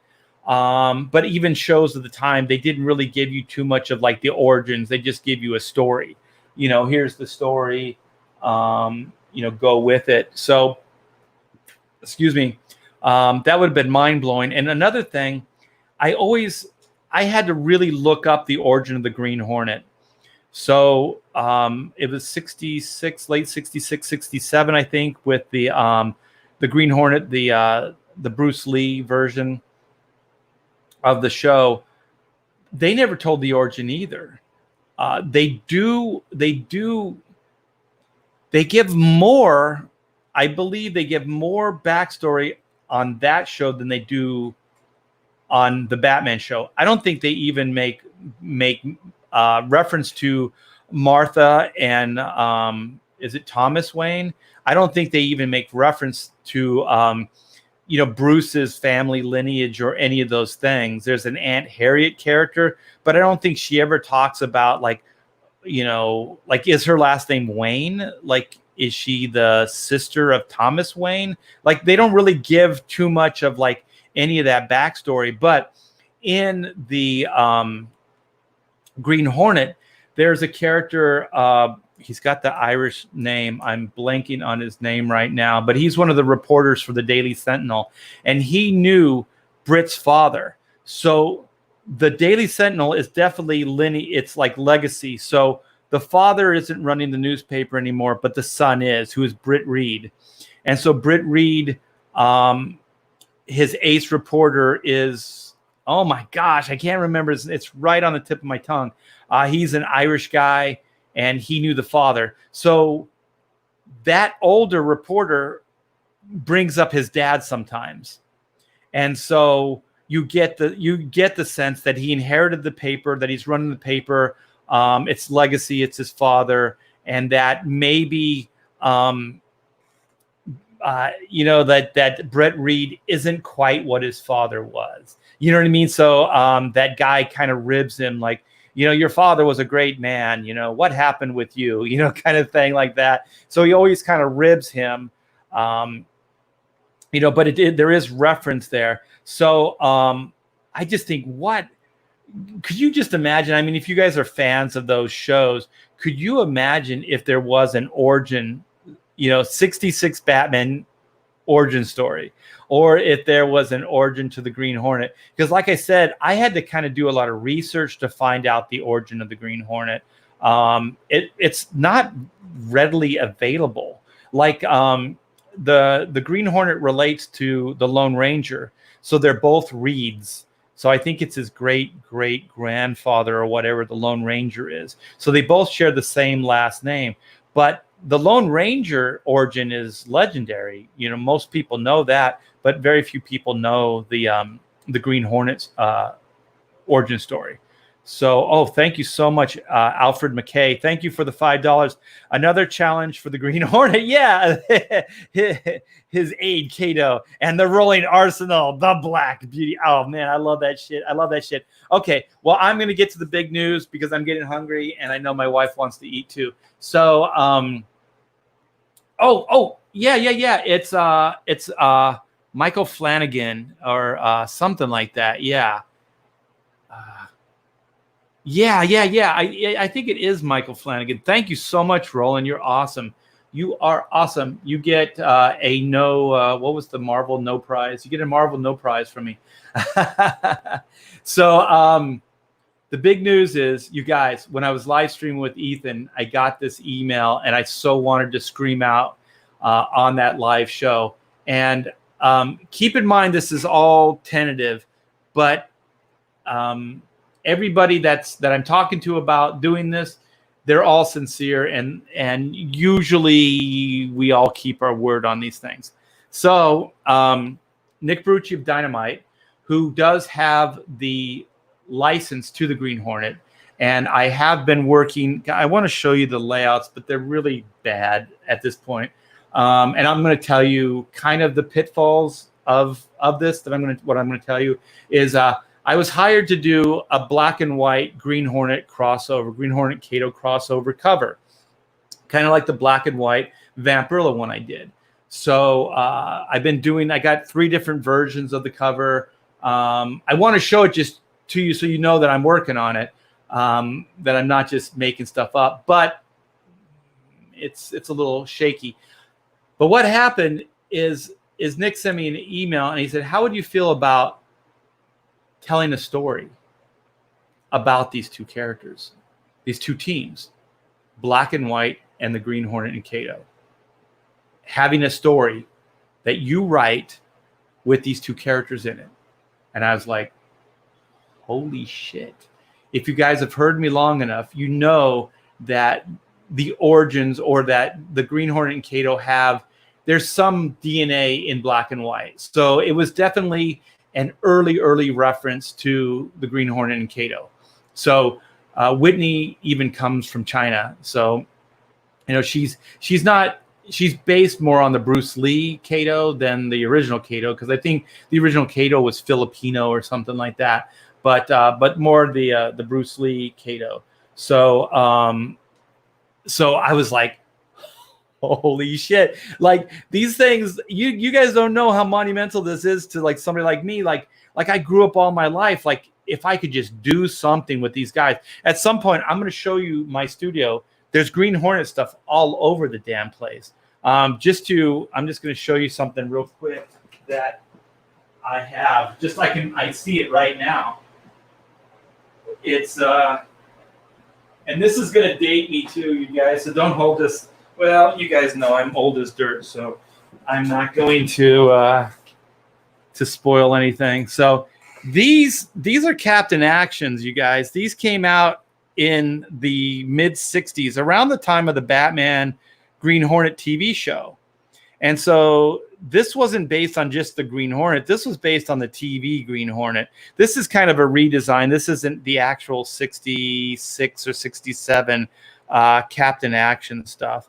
But yeah, I ended up doing a lot of work for these guys too, this toy company, designing things, which I think is in some of the stuff is in the art book in my Oodles of Doodles and other stuff too. So then also this is a reproduction of the Van Williams Green Hornet mask from that same show.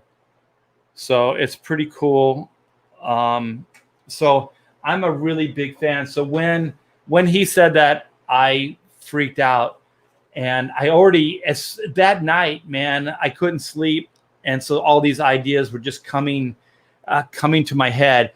And if I can do what that I want to do, because I'm going to run it by them, because they obviously have to deal with the owners, and all the other things. So everything has to be run by committee and stuff like that. So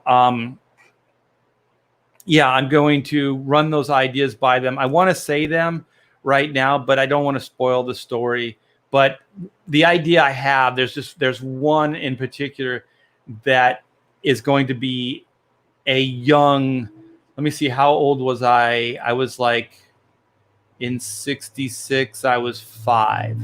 So I was 5 and 6. So around that time I was wait, really? So all this shit happened when I was 5 years old. So 66, 67, 61, 2, 3, 4, 5, 6. Yeah, I was 5, 6, maybe 7. While all that stuff was on TV, and it changed my life forever. So to be able to play in that sandbox is a dream come true for me.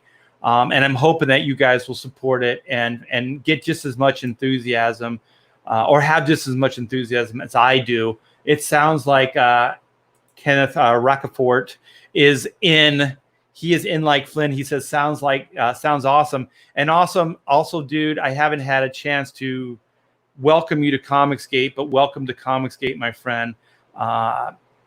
This is just the beginning. I talk to people like you, Kenneth, all the time that want to be part of what we're doing here. So welcome, and any way I can help out, let me know. Either with streaming, my limited knowledge, I'll share it with you, or just networking within the group. I'm here to help. And also, Kenneth did that variant cover that we were talking about with Battlebrick Road. So that's really cool. Sheldon knows. Sweet cover, Battlebrick Road, yes. So Kevin says, that's great, Art. Another dream come true for you. Yeah, I mean, this is all, you guys, I do comic books because I never grew up. Not to say that I never accepted responsibility or I'm like got the Peter Pan syndrome. I don't. I'm a very practical person. I'm very take care of people, all that stuff. So I'm not flighty. So, but I still have that part that never went away. It's still there. So I have one foot in reality and I have one foot in that childlike stuff. So the amazing thing is that somehow these opportunities are making their way towards me, and it's a blessing. It's a dream come true. So that's the big news, you guys. That's my big reveal, and I'm going to do everything to make it happen. This is how life always works, you guys. Okay, I'm just gonna share something. This is how my life always works. Okay, so there's periods that just keep things going, right? Status quo. But then there's something that happens, right? Okay, we're going to launch Black and White Volume 2, the follow-up to, Volume 1, the conclusion. So we're going to do that soon, right? And so then this animation thing happens, and now Black and White and Green Hornet, and I'm like, where the hell am I going to find all the time for this? You know what I mean? Like it's like it's not feast or famine because everything's paying the bills, but it's like you have this cool thing, and then all this other stuff happens, but it all seems to happen at the same time. So then it's just a matter of making it happen, like the reality of it, because the fantasy is amazing. It's like, yeah, you say yes to everything, right? All the opportunities you say, yes, of course. But then the reality is something different. So I definitely am going to crack down and figure out how to get all of this stuff done, and done in a timely fashion, because I am not going to lose out on any of these opportunities, because these are big opportunities, especially for somebody like me. That's a big Green Hornet fan. So that's my big news. That's the big news T-Bear live stream, you guys. So I want to thank you. You're welcome, man. You didn't have to thank me. Well, we're going to do great stuff. You're going to do great stuff, man. This community is going to love everything you do. Ethan is going to make sure that you get on the show. And like I said, if you want to come on this show anytime, any way I can support you, do let me know, because that's what this is all about, and that's why it will continue to succeed. Let me see. Mighty Joe says a Dynamite should let you do the Green Hornet Lone Ranger story. I do have a Green Hornet story that I said on one of these, but you know what? When this Green Hornet stuff happens, you guys are going to hear me talk about all kinds of Green Hornet stuff. But I did write, and I did character designs for the Green Hornet, and I pitched them to DC Comics through Jonathan Peterson. And so Jonathan liked the idea. DC signed off on it. So this was going to be a miniseries that I was going to write and draw, the Green Hornet. And so it was greenlit. But what happened is when they started looking into the legal situation, what DC found is that there were two people that were claiming ownership of the character, of the IP, and they didn't want to get in between or take a chance with the legal situation. So they just opted out. Instead of getting involved, they just opted out. So somehow I think Now Comics did it later. And then, they made the movie, and then Dynamite is doing the books now. So somehow they figured out all that stuff. And to be honest, I don't really know the details of it, but that's the reason they told me. So I have some character designs, and I do have the pitch. I could tell you the storyline, because I still think it's really, really good. Kyle Ritter, yeah, I saw that he's doing a Green Hornet cover as well. So that's really cool. Blue Samurai Zero says, great news, Art. I'll take a book to read over just a guest cover. Just don't forget Chrono. Oh, Chrono is happening, my friend. There is no way I'm going to forget that. That is big time. Yeah, it's like I said, it's just a matter of trying to prioritize all of these things. Wow, Art, great news. Animated. Art will be on Captain F Head's channel Thursday afternoon. I wrote that down. Let me make sure, because you guys were all different time. So Thursday, I think that's 2:00 my time. So I believe that's 2:00. So that's going to be a lot of fun. You guys are awesome. I like hanging out with you. I just got introduced to like Blue Samurai and Michael Bancroft and Captain F Head. I knew about you guys, but I didn't, hang out with you. So now I feel like I know you. Wow, massive news. I think I clicked on that. Todd, Art claims he invented the question mark. Well, I did. Okay. I wanted to share the one thing that's going to be trouble that I see, and the reason why the Black and White Green Hornet cover, I think I was dragging my heels on and trying to to figure out how to make it work is you have a character design that is definitely of its time. Like the Greenhorn and Kato, they wear hats, they wear dress like trench coats, and they're more like of the time. You know, they got suits on, you know, that type of thing. And their powers and abilities, like they were designed to fight mobsters. So when he had the gas gun and certain things, they had a technological advantage, you know, and they had the rolling arsenal, which was the Black Beauty, and they had a guy that fought in a way that no one understood, you know, which is the martial arts and things like that. So at the time, they had an advantage. They were kind of superior heroes.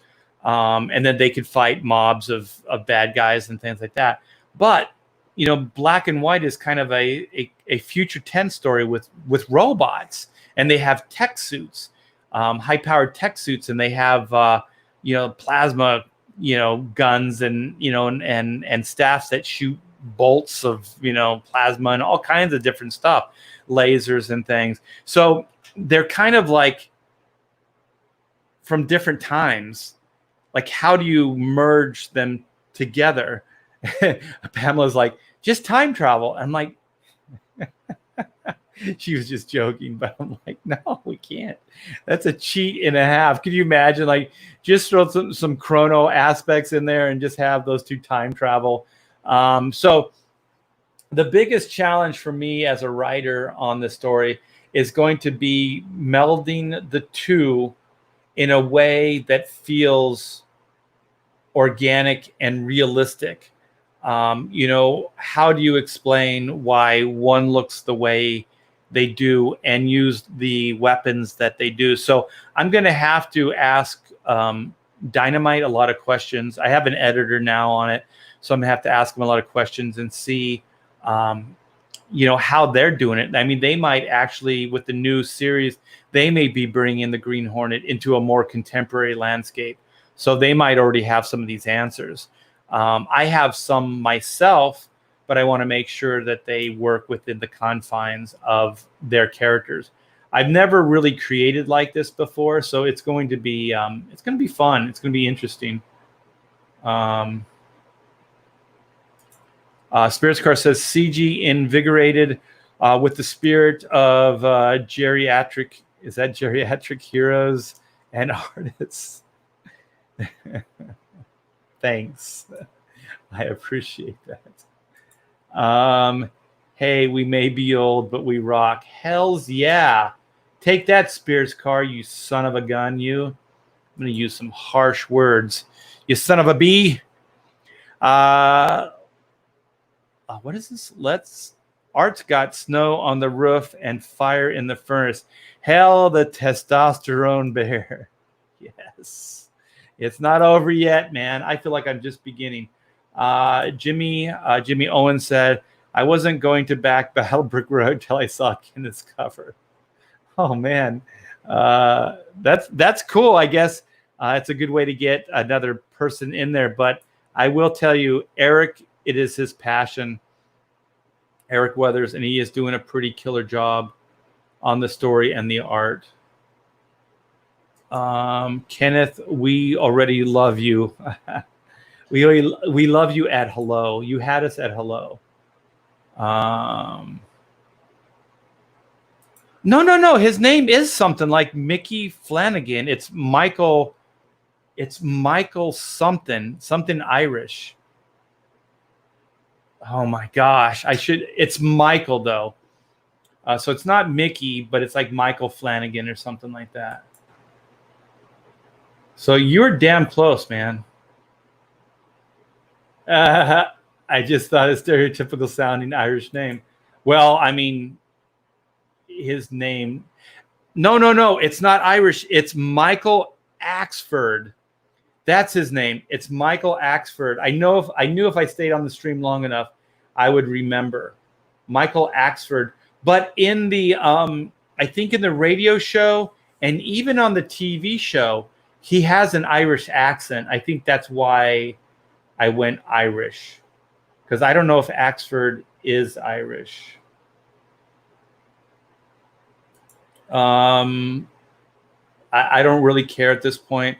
I'm hoping that CG can have a long life, and that I can continue in this arena, because this is where my heart's at. I don't really want to go back to Marvel. To be honest, I think it would be a completely humiliating experience. And even if I went back to DC, which I still like a lot of those guys more so than Marvel, they wouldn't pay me what I'm worth anymore. They would knock my salary down to probably entry level. Roland says, just thought of a stereotypical sounding Irish name. Yeah, well, I mean, it got me to Michael Axford, so mission accomplished. Art, do Black and White have a vehicle? Of course they do. They have, I don't use the name of the vehicle, and I think in Volume 2 we use it a lot more, but it's called the Bullet.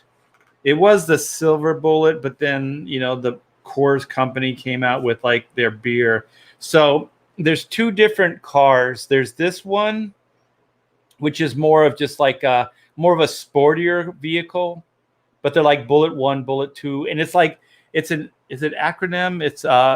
It's Ballistic Utility Lock and Load something transport. So you can see that it looks really dated, just kind of like me, but it has this high-tech computer system inside of it. And so I think there's another version of the vehicle that I use. So it's kind of like the Black Beauty, but I don't get to spend a lot of time with it, to be honest. Where is it? I know I have a killer shot of it in here. It might be towards the end.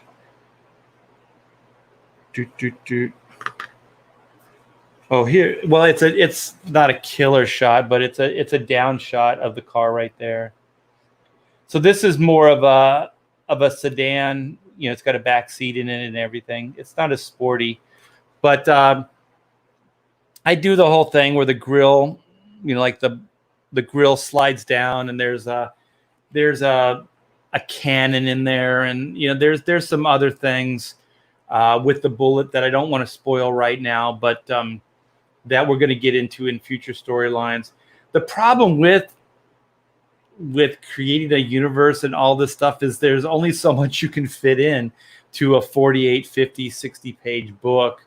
So it definitely has like limitations, but this is just the tip of the iceberg, you guys. We're going to get into all of this stuff in future storylines. And Kevin, you will get your Juju character. She is going to be in the next storyline.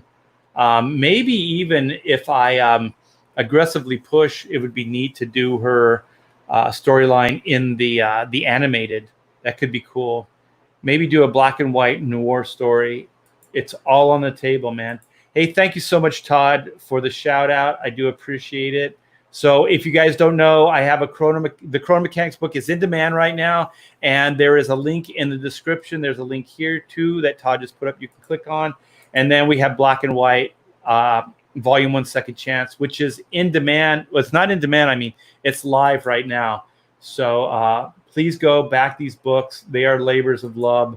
They are labors of love. I agree with Pam. Time travel. Keep it simple, stupid. You know what, Spears Car? I thought Andino was going to be the one that was going to give me shit on this stream. You just totally blindsided me there.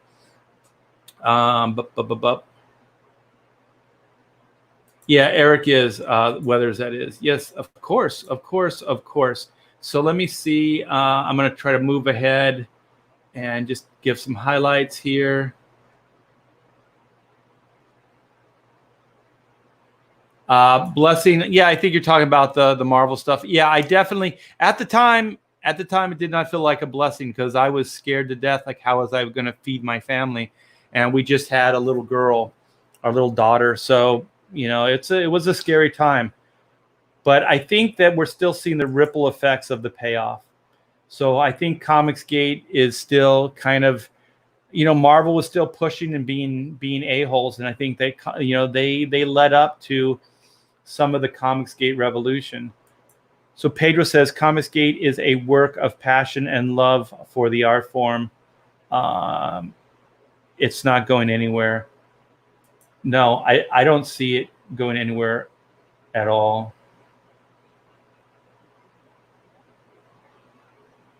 What is this? What is Ban Apple Gas? The bullet runs on Ban Apple Gas. I don't know what that is.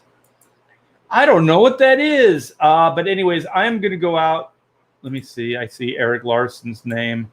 Eric Larson said regarding Dragon guest appearances, it doesn't have to make sense. That may be my go-to, but it doesn't have to make sense. But you still have to, when you have characters that are shooting lasers and shit like that, and you have this high-tech world, and then you have a guy with a gas gun, you have to somehow either play up that guy's strengths and make them work, or you have to, play the other guys down or try to, I don't know. It's a balancing act. I'm not really sure how I'm going to do it, but the intent is definitely to make the Green Hornet look just as cool as anybody else. And I have Pamela in the room right now. So Brett Reed. Okay. Reed Blackett. They're related. Yeah. So we use Reed. So it's Brett Reed and then Reed Blackett. So if you guys ever had a like, oh, Art's just making stuff up with the Green Hornet black and white. No, we even named Reed Blackett. We took Britt Reed's last name. So, and the cool thing is, the Reed lineage also goes back to the Lone Ranger. You know that, right? Yeah. And I'm not saying that Reed Blackett is related. That's not what I'm saying at all. But there is a shared kind of idea DNA. What? I was just thinking of your dad. Did you tell them the story? I didn't tell them the story. You can tell them the story. This might be the second mask that I have. Go ahead, get closer to the mic. You tell them. No. You tell it funnier than I do. Okay. Like I said, this is the second mask. All right. This is. He used to have the Green Hornet and Kato mask. And his dad came over one day, and not long. I think Arlen only had him a couple of weeks. And so he said, look, Dad, look at what I got. So his dad was this big kid, and he grabbed the Kato mask, and he put it on. Except Kato was a smaller man, head-wise. This won't even fit on. And I don't plastic actually has. Broke it right down the nose piece, just the whole thing. Broke it right in half. And if you could have seen Art's face when his dad just handed him back both pieces. I don't even know if he said sorry. He didn't. He just handed me. He just gave them back to you. I'll tell you one thing. My dad's old school, and I think it's hilarious looking back now. He never apologized to me ever, even if he was at fault. He never apologized to me because I always felt like he was like, "You're my son. I made you, and I will never apologize to you. You're always somehow, under me, and I'm never going to kind of lower myself. Hey, off the table. This table shakes, you guys. It's hard not to make it shake. I'm gonna have to get some more stability here. People have been saying you're giving me vertigo, Art. So yeah. While I have you here, let's go over the black and white campaign real quick, and this will be my farewell, my out, my Alvita saying goodbye. Do the high voice. Goodbye. Goodbye. Okay, what is that in reference to? The Sound of Music, one of the best films ever done. Ever done. My wife loves Sound of Music, and you know what? I have to say, it's a guilty pleasure. I like watching it. I like watching it with her. That's even better. Okay, so this is Black and White Volume 1 Second Chance, you guys. If you missed out on the first campaign, we brought it back. We brought it back for you. Popular demand. Pamela and I were trying to figure out how to do this because at first it was going to be like people were saying, well, we'll just do it through PayPal, right? Yeah. So you guys were like, well, we'll just PayPal. But then it started piling up. So there was a lot of you asking, like, how can we do this? How can we get a book? And so we just thought we'd give it a little bit of time and then do a second chance. And then we could kind of get it into all of your hands at the same time.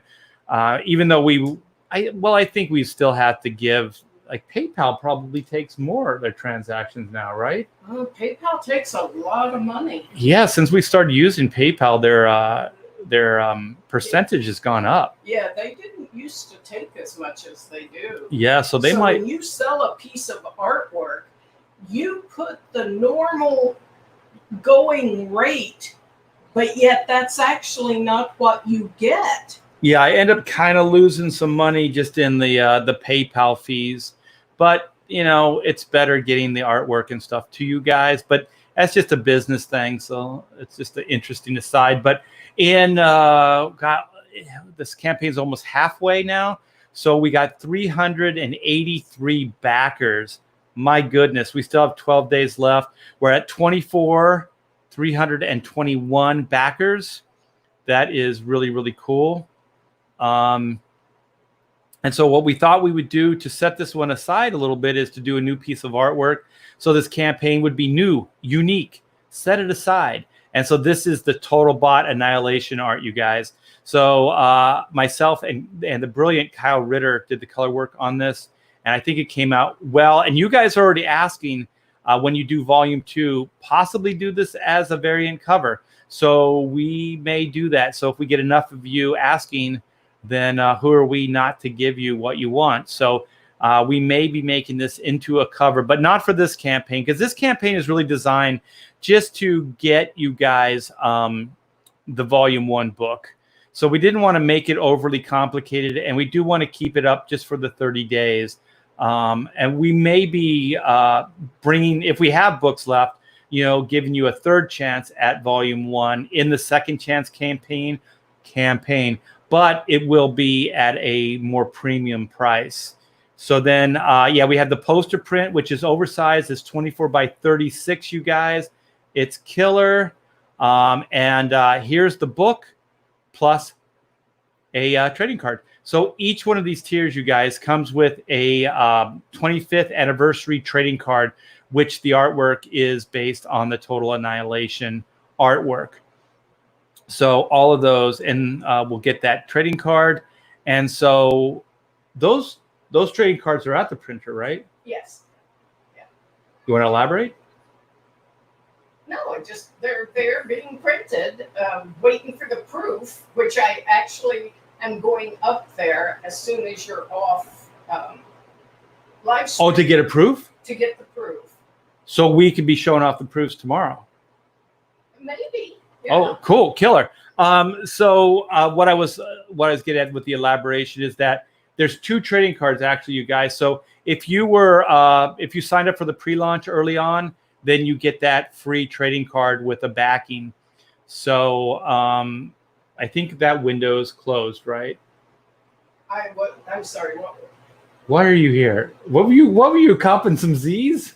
I could use them. Yeah, you're in the comfy chair. That's why you're like. It's the Captain Kirk chair. We have a Captain Kirk chair in the studio here, and I looked over and her eyes were open, but she was clearly out to lunch. Yeah, we've been working around the clock, you guys. So so the other trading card is going to be that pre-launch trading card. So it'll be the one that everybody will get with the backing, which is this card, and then we have the pre-launch card being printed up right now as well. So then, it's a 54-page graphic novel. Here are some of the interior pages. It's square bound. It's a beautiful looking book. We sold out of the Greg Capullo variant, so all we have left is the new Greg Capullo Virgin cover, which we have a tier, and it is an add-on. You can add this on at checkout as well. So then we have the black and white Vampirilla variant cover, And this was a nice, just kind of 50th anniversary, 25-year anniversary commemorative cover. So it's celebrating Black and White's 25th anniversary and Vampirilla's 50th anniversary. So Nick Barucci over at Dynamite was nice enough to give us some of these books. I'm hoping we'll have enough to cover this campaign because I have absolutely no idea how many he's going to send our way. So at this point, I guess the sky's the limit. So this was also colored by Kyle Ritter. So then we have the stretch goal goodies. So the stretch goal goodies at this point are only at checkout. So if you want to get the stretch goal goodies, go to checkout and you can add those on to any order. We also had a tier that we sold out, which was kind of like the ultimate. It was called the Killer Bot tier that we should bring that back today, right? Yeah. So my wife's nodding. So we're gonna add that tier back. And the reason it was limited and sold out is because it had the original Grey Capullo variant. So now that we have the Virgin variant, that is not limited. We have it may be limited in time because we are going to do a small print run. We're not going to do a huge print run on these books.